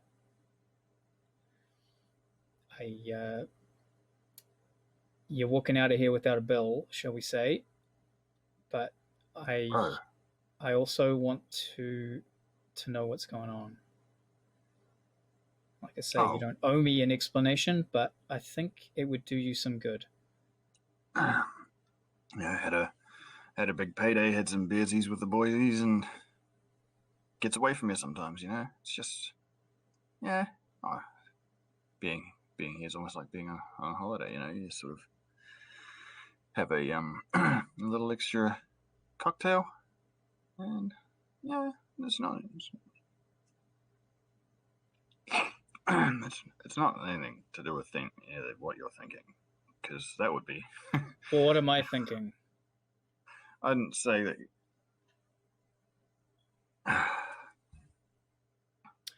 Look, I think I can see some of what's going on here. I mean, I got out, sold out, shall we say. Maybe you could say Morty did the same. Jonesy burned out, literally. And it's just you still doing this.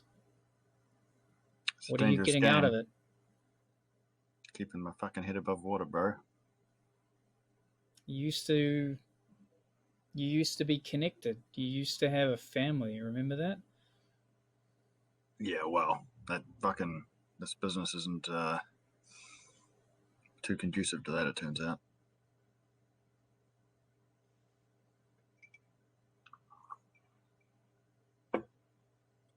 So, why do it?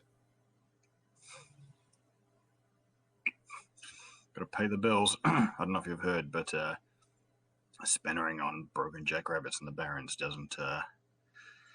It's not what you call lucrative. I've got 2 skills, and one of them, it turns out, is basically useless.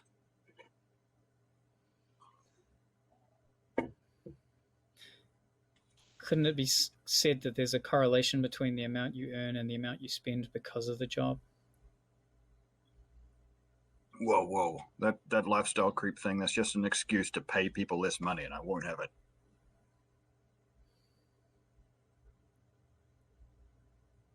But I mean, sure, you get a few extra new yen, yeah? You buy the cocktail that has 2 different umbrellas in it. Like, it's not...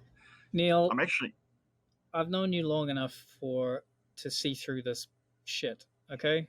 Like, I know you talk to everyone this way and everyone just thinks you're a clown, but that's not you. I can hear the pain there. No, you can't.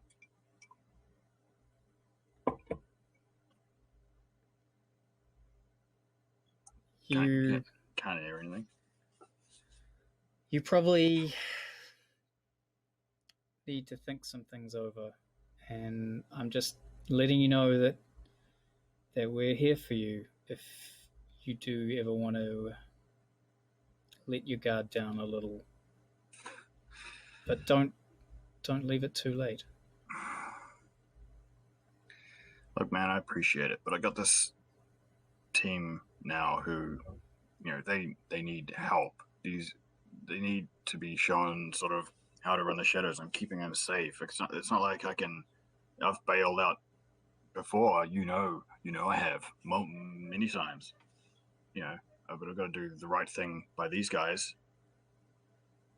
Sort of dragged them all in fucking one by one while everyone else is fallen like flies, or you can't retire like a fly. That doesn't make sense. And I don't blame you for doing it. I would fucking do the same thing if I could, but I was left holding the cake, and now if the cake gets dropped, then that's very bad for the cake. And the cake is people. I don't want to put any more pressure on you, but how much help do you think you can really be from here?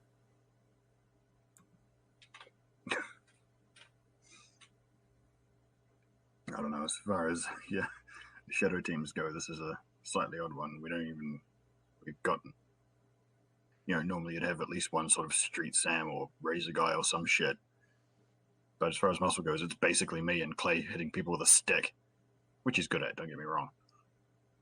Yeah, I'm the last person to criticize how someone chooses to blow off steam. I've clearly made several mistakes of my own over time, and even now it's difficult to hold it in check. But just take it from me. Just look after yourself. So Neil looks at the no smoking sign, lights up an Ultra J. Thanks, man. Like I take this in the spirit that I know it's meant. I appreciate your concern, and I'm not going to be doing this forever. I can't, I mean, I was this fucking close to going to space with Morty to fight the ghost aliens. I can't remember the specifics. Yeah, I didn't get that memo. Yeah, I probably should have seen one. It would have made a lot more sense than whatever I can remember now. That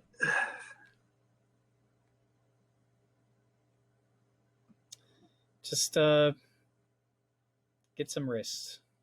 You don't have to worry about daily charge here. You can get whatever fluids you need back in your system, and do they have blue Powerade? nobody else knows you're here, so just make the most of it. Thanks, Clay. What's his name? Chase. Fuck. Thanks, Chase. Alright, so he heads out. Neil shamefacedly puts out his Ultra J and disposes of it thoughtfully.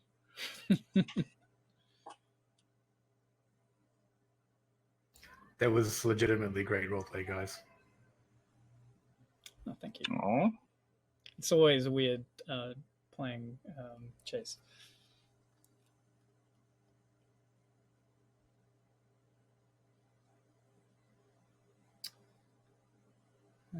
Okay.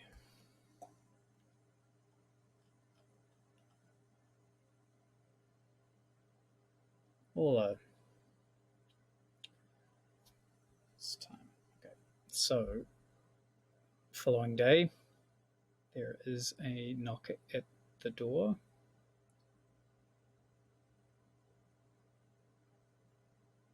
Or at least the futuristic electronic equivalent of a knock. I'm still in bed. I get up and put a dressing gown on and peep out a window to see if I can, what kind of house am I living in? I try and see who's on the other side of the door. I assume I'll have a little peephole thing. It might get you to reconnect because there's a little bit of a lag. Okay. It always weirds me out.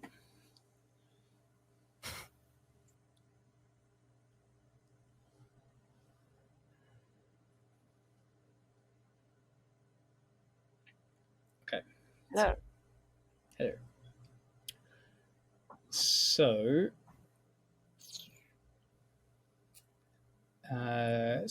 outside in the hallway, you can see a Dazer.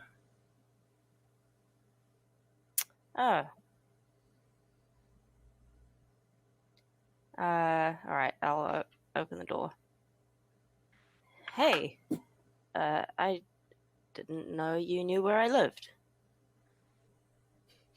She just kind of gives you a sort of a really kind of look. And sort of looks you up and down and says, you may wish to prepare yourself for company, and perhaps not in the sense that you're expecting more refined company, shall we say. Okay. Sure. Do you want to come in? I would appreciate it.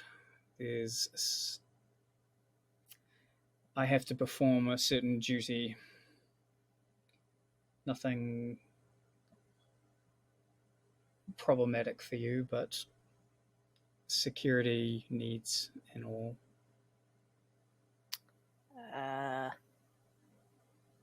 Okay. You're not aware of any eavesdroppers, are you? Nope. Well, allow me to verify that. So she comes in and starts poking around.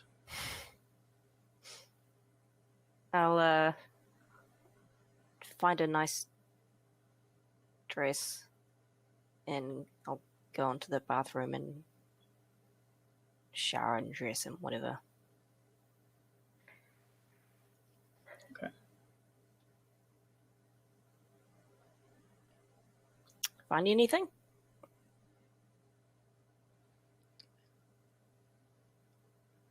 Nothing we weren't already aware of.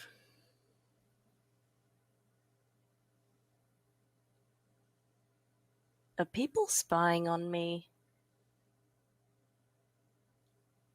You're a person of interest. What?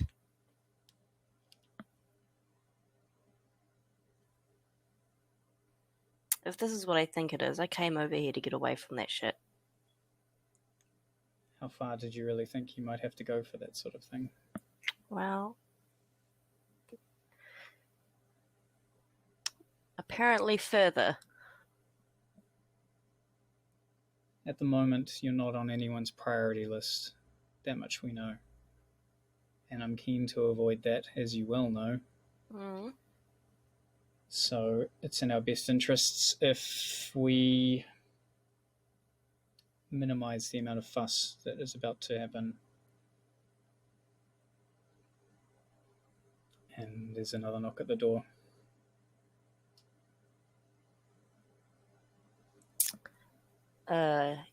Ola goes over and opens the door. So in steps a woman in her 40s, mid-height, close-cropped blonde hair.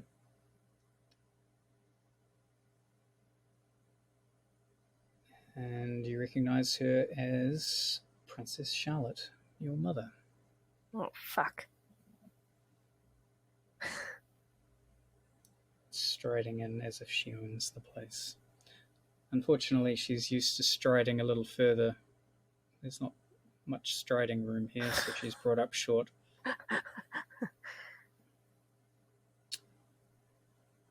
Ola, my dear, it's been too long. You found yourself quite a cozy little place, I see. Well, technically the university found it for me. And you didn't object. How very humble of you. Well, I didn't really have much. I had to take what I could get. What are you doing here? Can't a mother visit her child? No matter how far away she flees? Couldn't a mother have done that 26 years ago?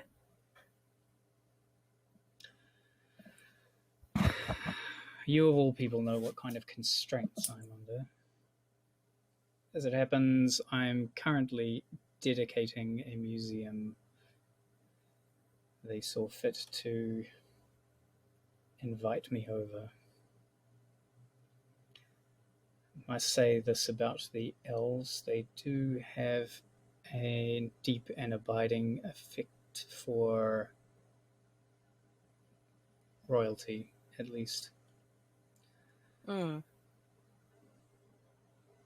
Well, thanks for popping in.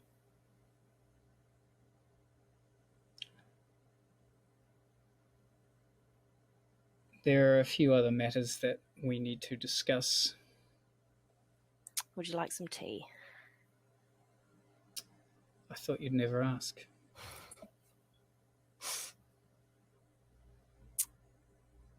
I set up a teapot and cups at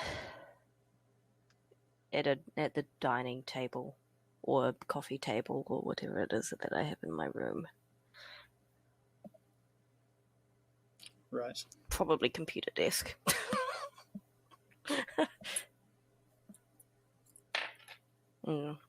Invite her to sit down. So, with great dignity, she lowers herself to sit.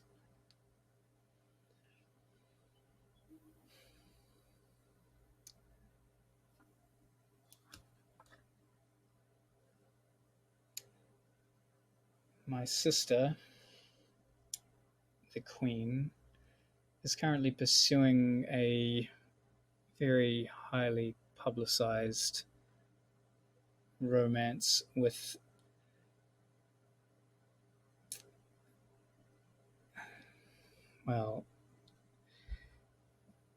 the notorious corporator Johnny Spinrad. The advantage that this conveys is that there is a lot of attention placed on her and fairly little on me. I do like attention, of course, but sometimes it is opportune to be able to move around incognito, such as on this particular little visit, which is generating very little noise back in the rags at home, for which I am quite grateful. It does mean, however, that there will be certain duties that I am expected to perform at court, and I don't intend to perform them by myself. The other opportunity it affords me is that I am also able to potentially announce my engagement to Lord Hubert Mumfrey, whose elven heritage will now not be questioned amongst the static being caused by my sister. This in turn allows me to recall you from this squalid little place back to your home under the guise of being Lord Mumfrey's daughter. And thus the loop is sealed.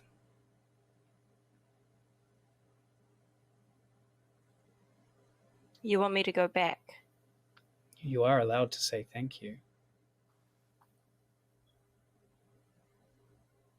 I mean, thank you. I don't even know who this guy is, and I kind of like it here. Really? Well, not specifically here, but I've got a life in Portland.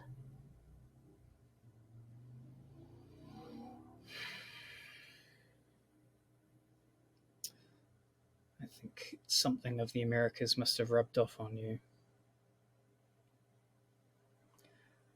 I'll leave you a little time to come to your senses, but don't wait too long. How long are you here for? I suppose I can stand to stay another week.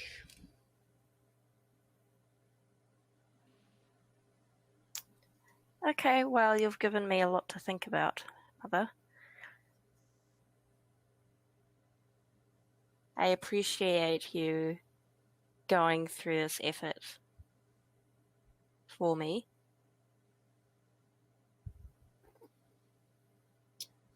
I'm glad to hear it.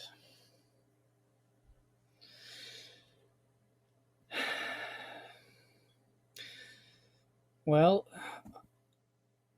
another engagement calls me away. Congratulations, by the way.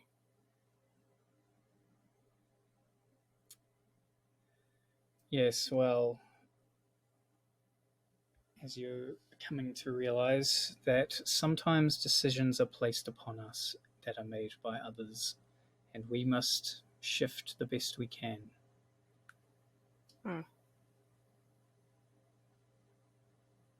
So she rises and turns, nods to Adeza and exits. I can't see your camera, by the way. Is it just me? I think it's turned itself off. Let's see if I can turn it back on without it. Oh, it's because it's run out of battery, that's why. My bad. I was testing it before, so it's run out of power. So it might have enough for the next little while. Hang on. I'll see what happens. I might lose sound, which will be fun. Yeah, no, it says battery exhausted. So you'll have to deal without me being visible, I'm afraid. So yeah, Daza hangs around behind and gives you a meaningful look. It may be premature and it may be foolish of me to ask, but how do you incline? Honestly, I don't know. My immediate thought was no. But obviously I'm going to have to consider everything. But I'll let you know. I, of course, am bound by my duty, but I can still say privately I still firmly belong to the faction that believes it's best that you keep your distance from our country. And therefore, if you tell me that you would still rather remain here, there may be certain arrangements that I can make that can prolong that arrangement.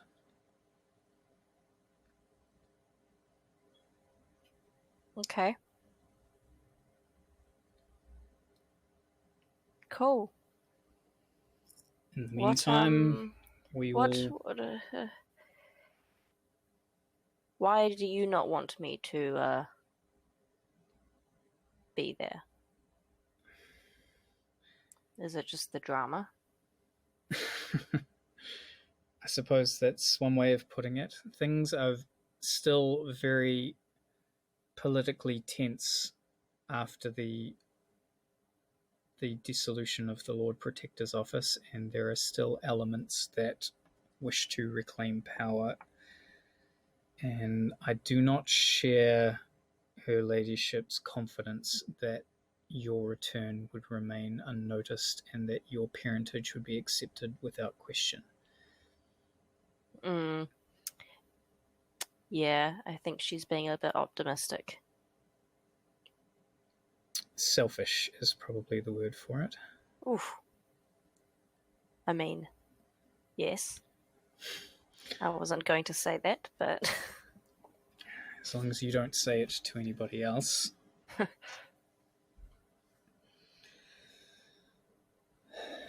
I'm expected, so I'll leave you. For what it's worth, I know this isn't something that you chose. I suppose neither of us are in a position that we particularly wish to be in. Quite.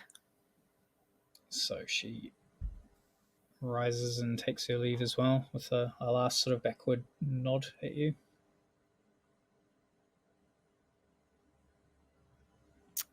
Well, fuck. After the experience, the virtual experience you just had about your family, now you have a real one as well.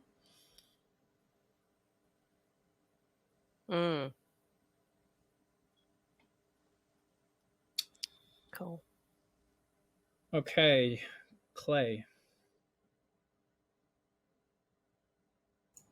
Yes. Are you going to pay a visit to Bodhi?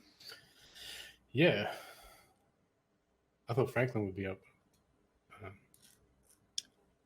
Well, let's go there. Franklin, Did you have anything that you particularly wanted to do at this point?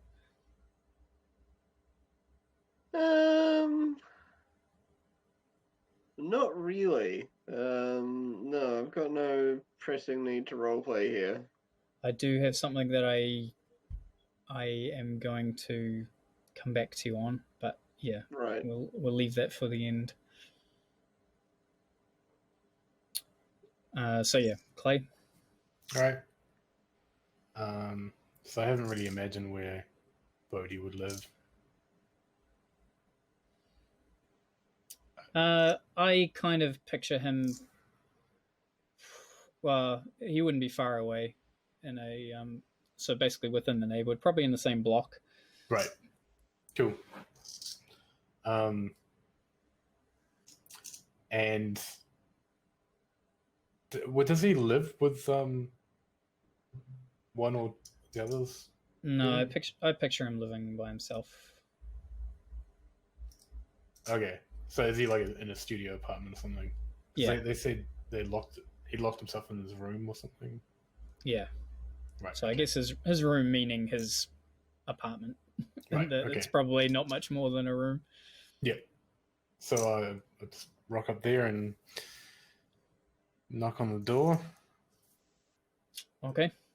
So it doesn't take him long to open it, probably seconds in fact. And he habitually seems to keep his room soaked in whatever color is most resonating with him at any particular time. Okay. In this case, it's a fairly dim blue that he lurches out of and grabs a hold of you. In a big hug. Hey, Bodhi. How's it going? So he's silent for a second, and then he's like, "Man, I heard you were back, but I just I couldn't believe it.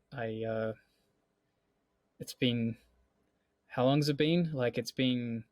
It does feel like it's been longer than it actually has been.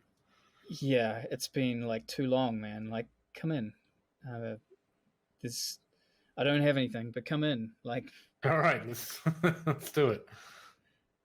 So, dark blue, huh? Yeah, it's like really real, you know. It like keeps me grounded. It's like the night sky, but like a little punchier, you know, like starlight, like diamonds, you know. I mean, it was purple last time I was here. Yeah. Regal, you said. Yeah, well, red's kind of like comfort, and that's gone, you know. Like it went away, Right. you know, ebbed. So we're just blue now. All right. The girls said you've been like they said you haven't been coming out. Yeah, about that. Like I know what you're thinking, and you know it. You go away, and yeah, you were away for a little while, like a little longer than I kind of thought, and I guess that we all thought, and yeah, it worried me. Okay, yeah, sure, but it's kind of cool. It just it's not my thing. I know it's your thing. Whatever. So this was exceptional circumstances, to be honest. We went away for one job. It turned out to be 3. It was a stressful time.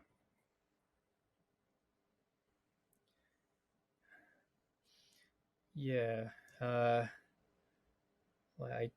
don't mean to kind of lay any more on you, but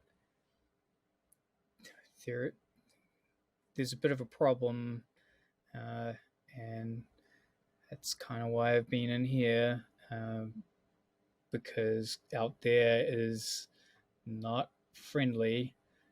So I do you don't know. mean? Well, how are you feeling? You're feeling all right though, right? Like you're fine. You Yeah, look I'm pretty. great. Okay, that's good to hear, because you being great is gonna make it all better, I think. Cool. You want to jam right now?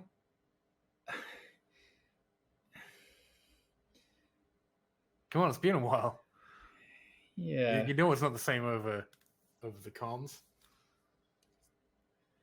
Yeah, I get that, but look, I guess I should tell you what's going on, and then maybe we can figure out how we're going to fix it.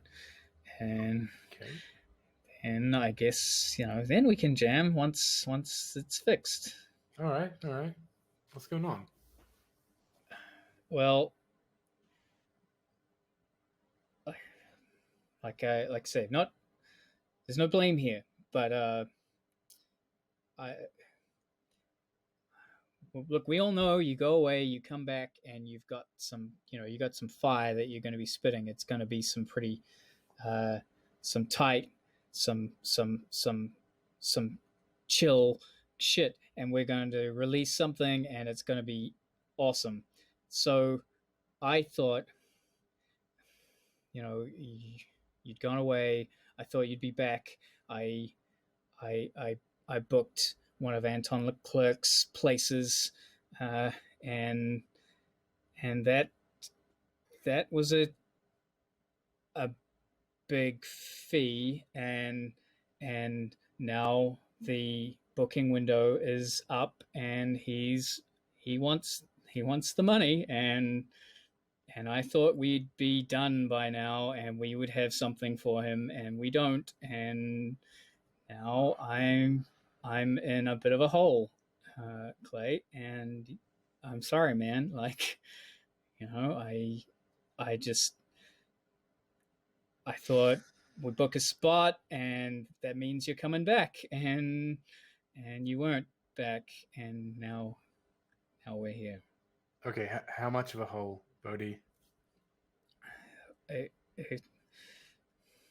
was a 5K booking, and then he said he would be adding on 1K every week that I didn't pay him, and so we're at 6 now, and I don't have 6, Clay, and he knows some pretty scary folk. All right. Well, Fucking Bodhi.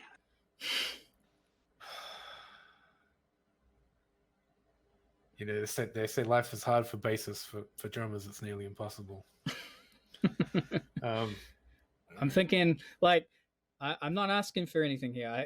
Like, maybe we just explain it to him, and maybe this just goes away for a bit, and maybe we put the shit out and it's covered, No, that's not a game we want to play, Bodhi.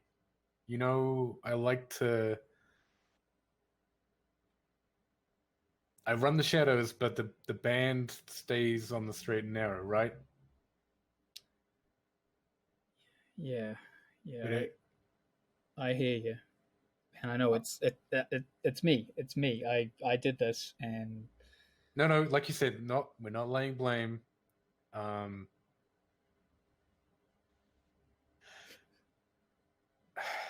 I'll cover this, but man, you gotta leave the booking to other people, or communicate it a lot better than we've been in communication. You could have mentioned something. Like I said, not laying blame. Let's just learn from this and move on. And what I it's stupid, I know. What I kind of thought was make the booking, and that means you're definitely coming home. You're here.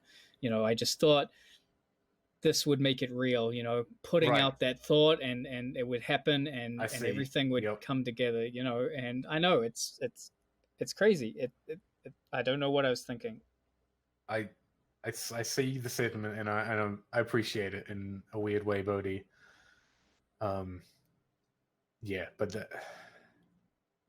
let's just flip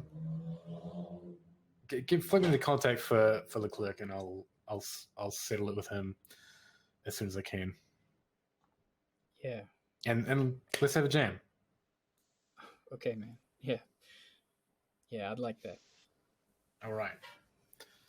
Bust out the axe and just start grooving a chill tune. Cool. All right.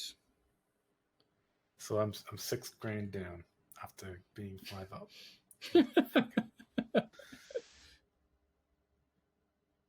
Well, yeah, but you chose to be $6,000 down.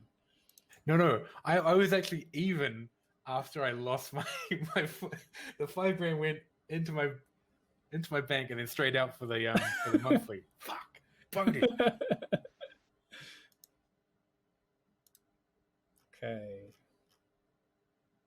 So Franklin, you get a message that has clearly been bounced around a lot and scrambled until it's almost incomprehensible. It's not hard work for you to decrypt it, but it gives you the impression that someone definitely didn't want this message read. Yeah. Just to be safe, I'm gonna in AR terms, I'm gonna put this thing in a bomb locker, with a pit with explosion grade glass that I'm sure they have in the future. Yeah. Just in case it's a virus. Yeah, I'll delicately open the letter and read it. Okay. So it's a little disjointed, but it says, first off, this is Bitsy, and I guess something to say is that kept you off the network, and now I'm kind of glad I did, but I mean, you don't owe me or any of us anything. I can attach a rider here with a bit of cash on it, which you can do whatever it is you want, but I kind of hope what you do is the right thing, and what I hope you will do, and that's help me out and help the guys out, because as soon as we landed and got out of the airport, my access to the network was taken away from me, and I think I know who it was. And if I'm right, yeah, you're probably the only one who can help. Dun, dun, dun. I pen a letter that to Bitsy, reply to the message. I get out my quill of encryption, so other people can't read it, and then in AR terms, I get out some ridiculously fancy vellum quill and some nice ink, and begin penning my response.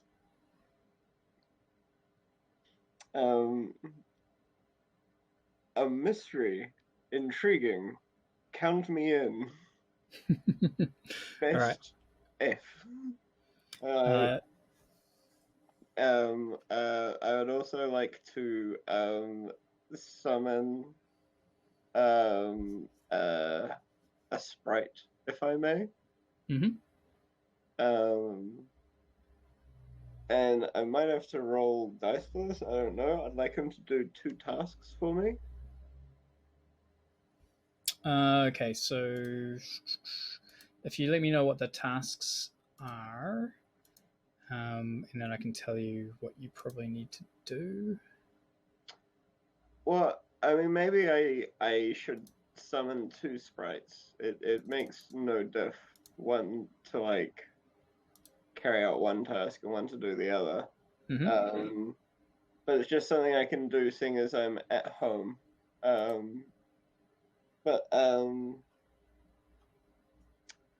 Summon 2 sprites, I guess, then. One to deliver my message personally to Bitsy, and the second to then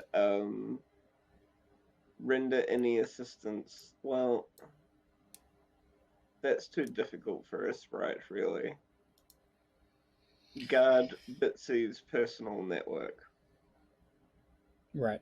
Because she's a decker. As long as her deck is secure, like, she has a better chance. Okay. Does that make sense? Yeah. Yep. Yeah. Cool. So, yeah, then it just...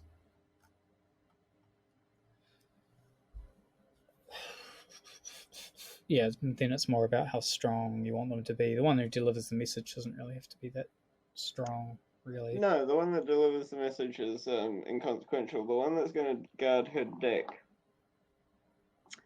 I would like to make that as strong as possible. Maybe invest some karma into it. I want this guy to be like the business. Okay. So, yeah, that sets your position on how strong you want it to be. So, desperate's obviously the highest you can kind of go. Yeah.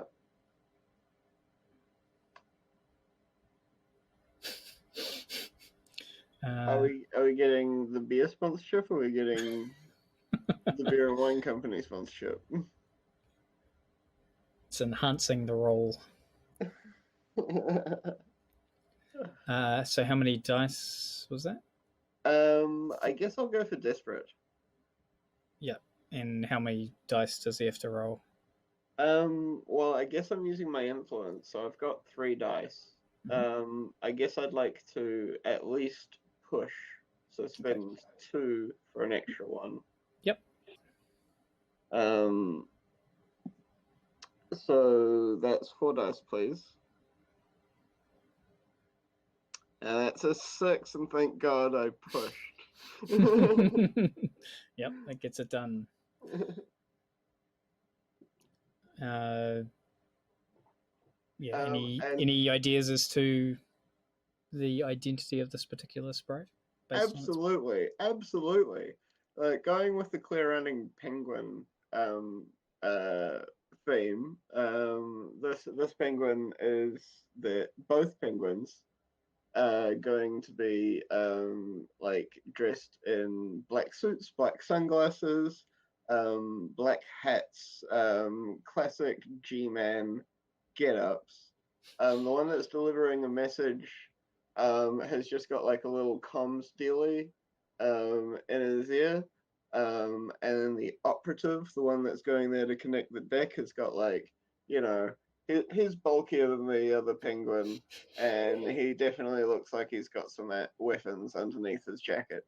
And yeah, don't feel like doing the voices this time. Imagine them in your heads, if you'd be so kind. And yeah, I'm like, all right, guys, we're going into battle. I'm sending you out there, and I realize I don't have any right to ask you to put yourselves on the line. But I'm goddamn glad that you guys have answered the call. I'll go out there and know that I'm only a call away. If you need my help, I'm coming. I'm bringing the big guns. Now get out there. Cool. Okay, so off they head into the virtual space. So yeah, there was also a series of sort of attachments to the message that were linked to a fragmented series of bank accounts that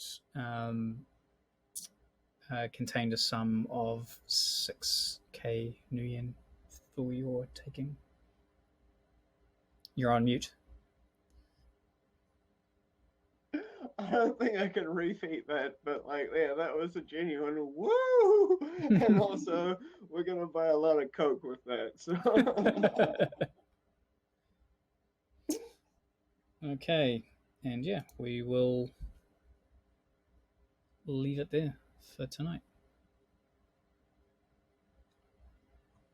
Sorry, what happened with that 6k? What was that from? Bitsy's given it to Franklin as a sweetener. Ah, Must be nice. and Hey, easy come, easy go. she probably scammed it. Was scamming Bodhi for it, though. Yeah, this where do looks you like think she got it? guy doesn't even exist. and you know, to be fair, like 6,000 yen is a lot of money, and I think like spending 2 karma towards like, you know, like earning that 6k, that's you know, that's giving you money for, I think.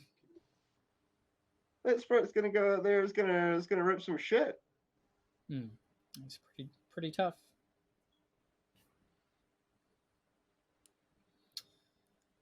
Cool. Okay, so that's us for this week. Sweet. Cool. So yeah, we're all good for next week. It was just the week after, so it might be a problem. So I guess we'll Alright. see what happens then. So a lot of notes for Neil to go through. There was a lot last time too. So Yeah, that's true. It's actually quite a bit less this time. Last time was fucking crazy. Alright. That was a big recap. yeah, Cool. cool. All Alrighty, right. Thanks everybody. Cheers, guys. See you. See you later. So. Later.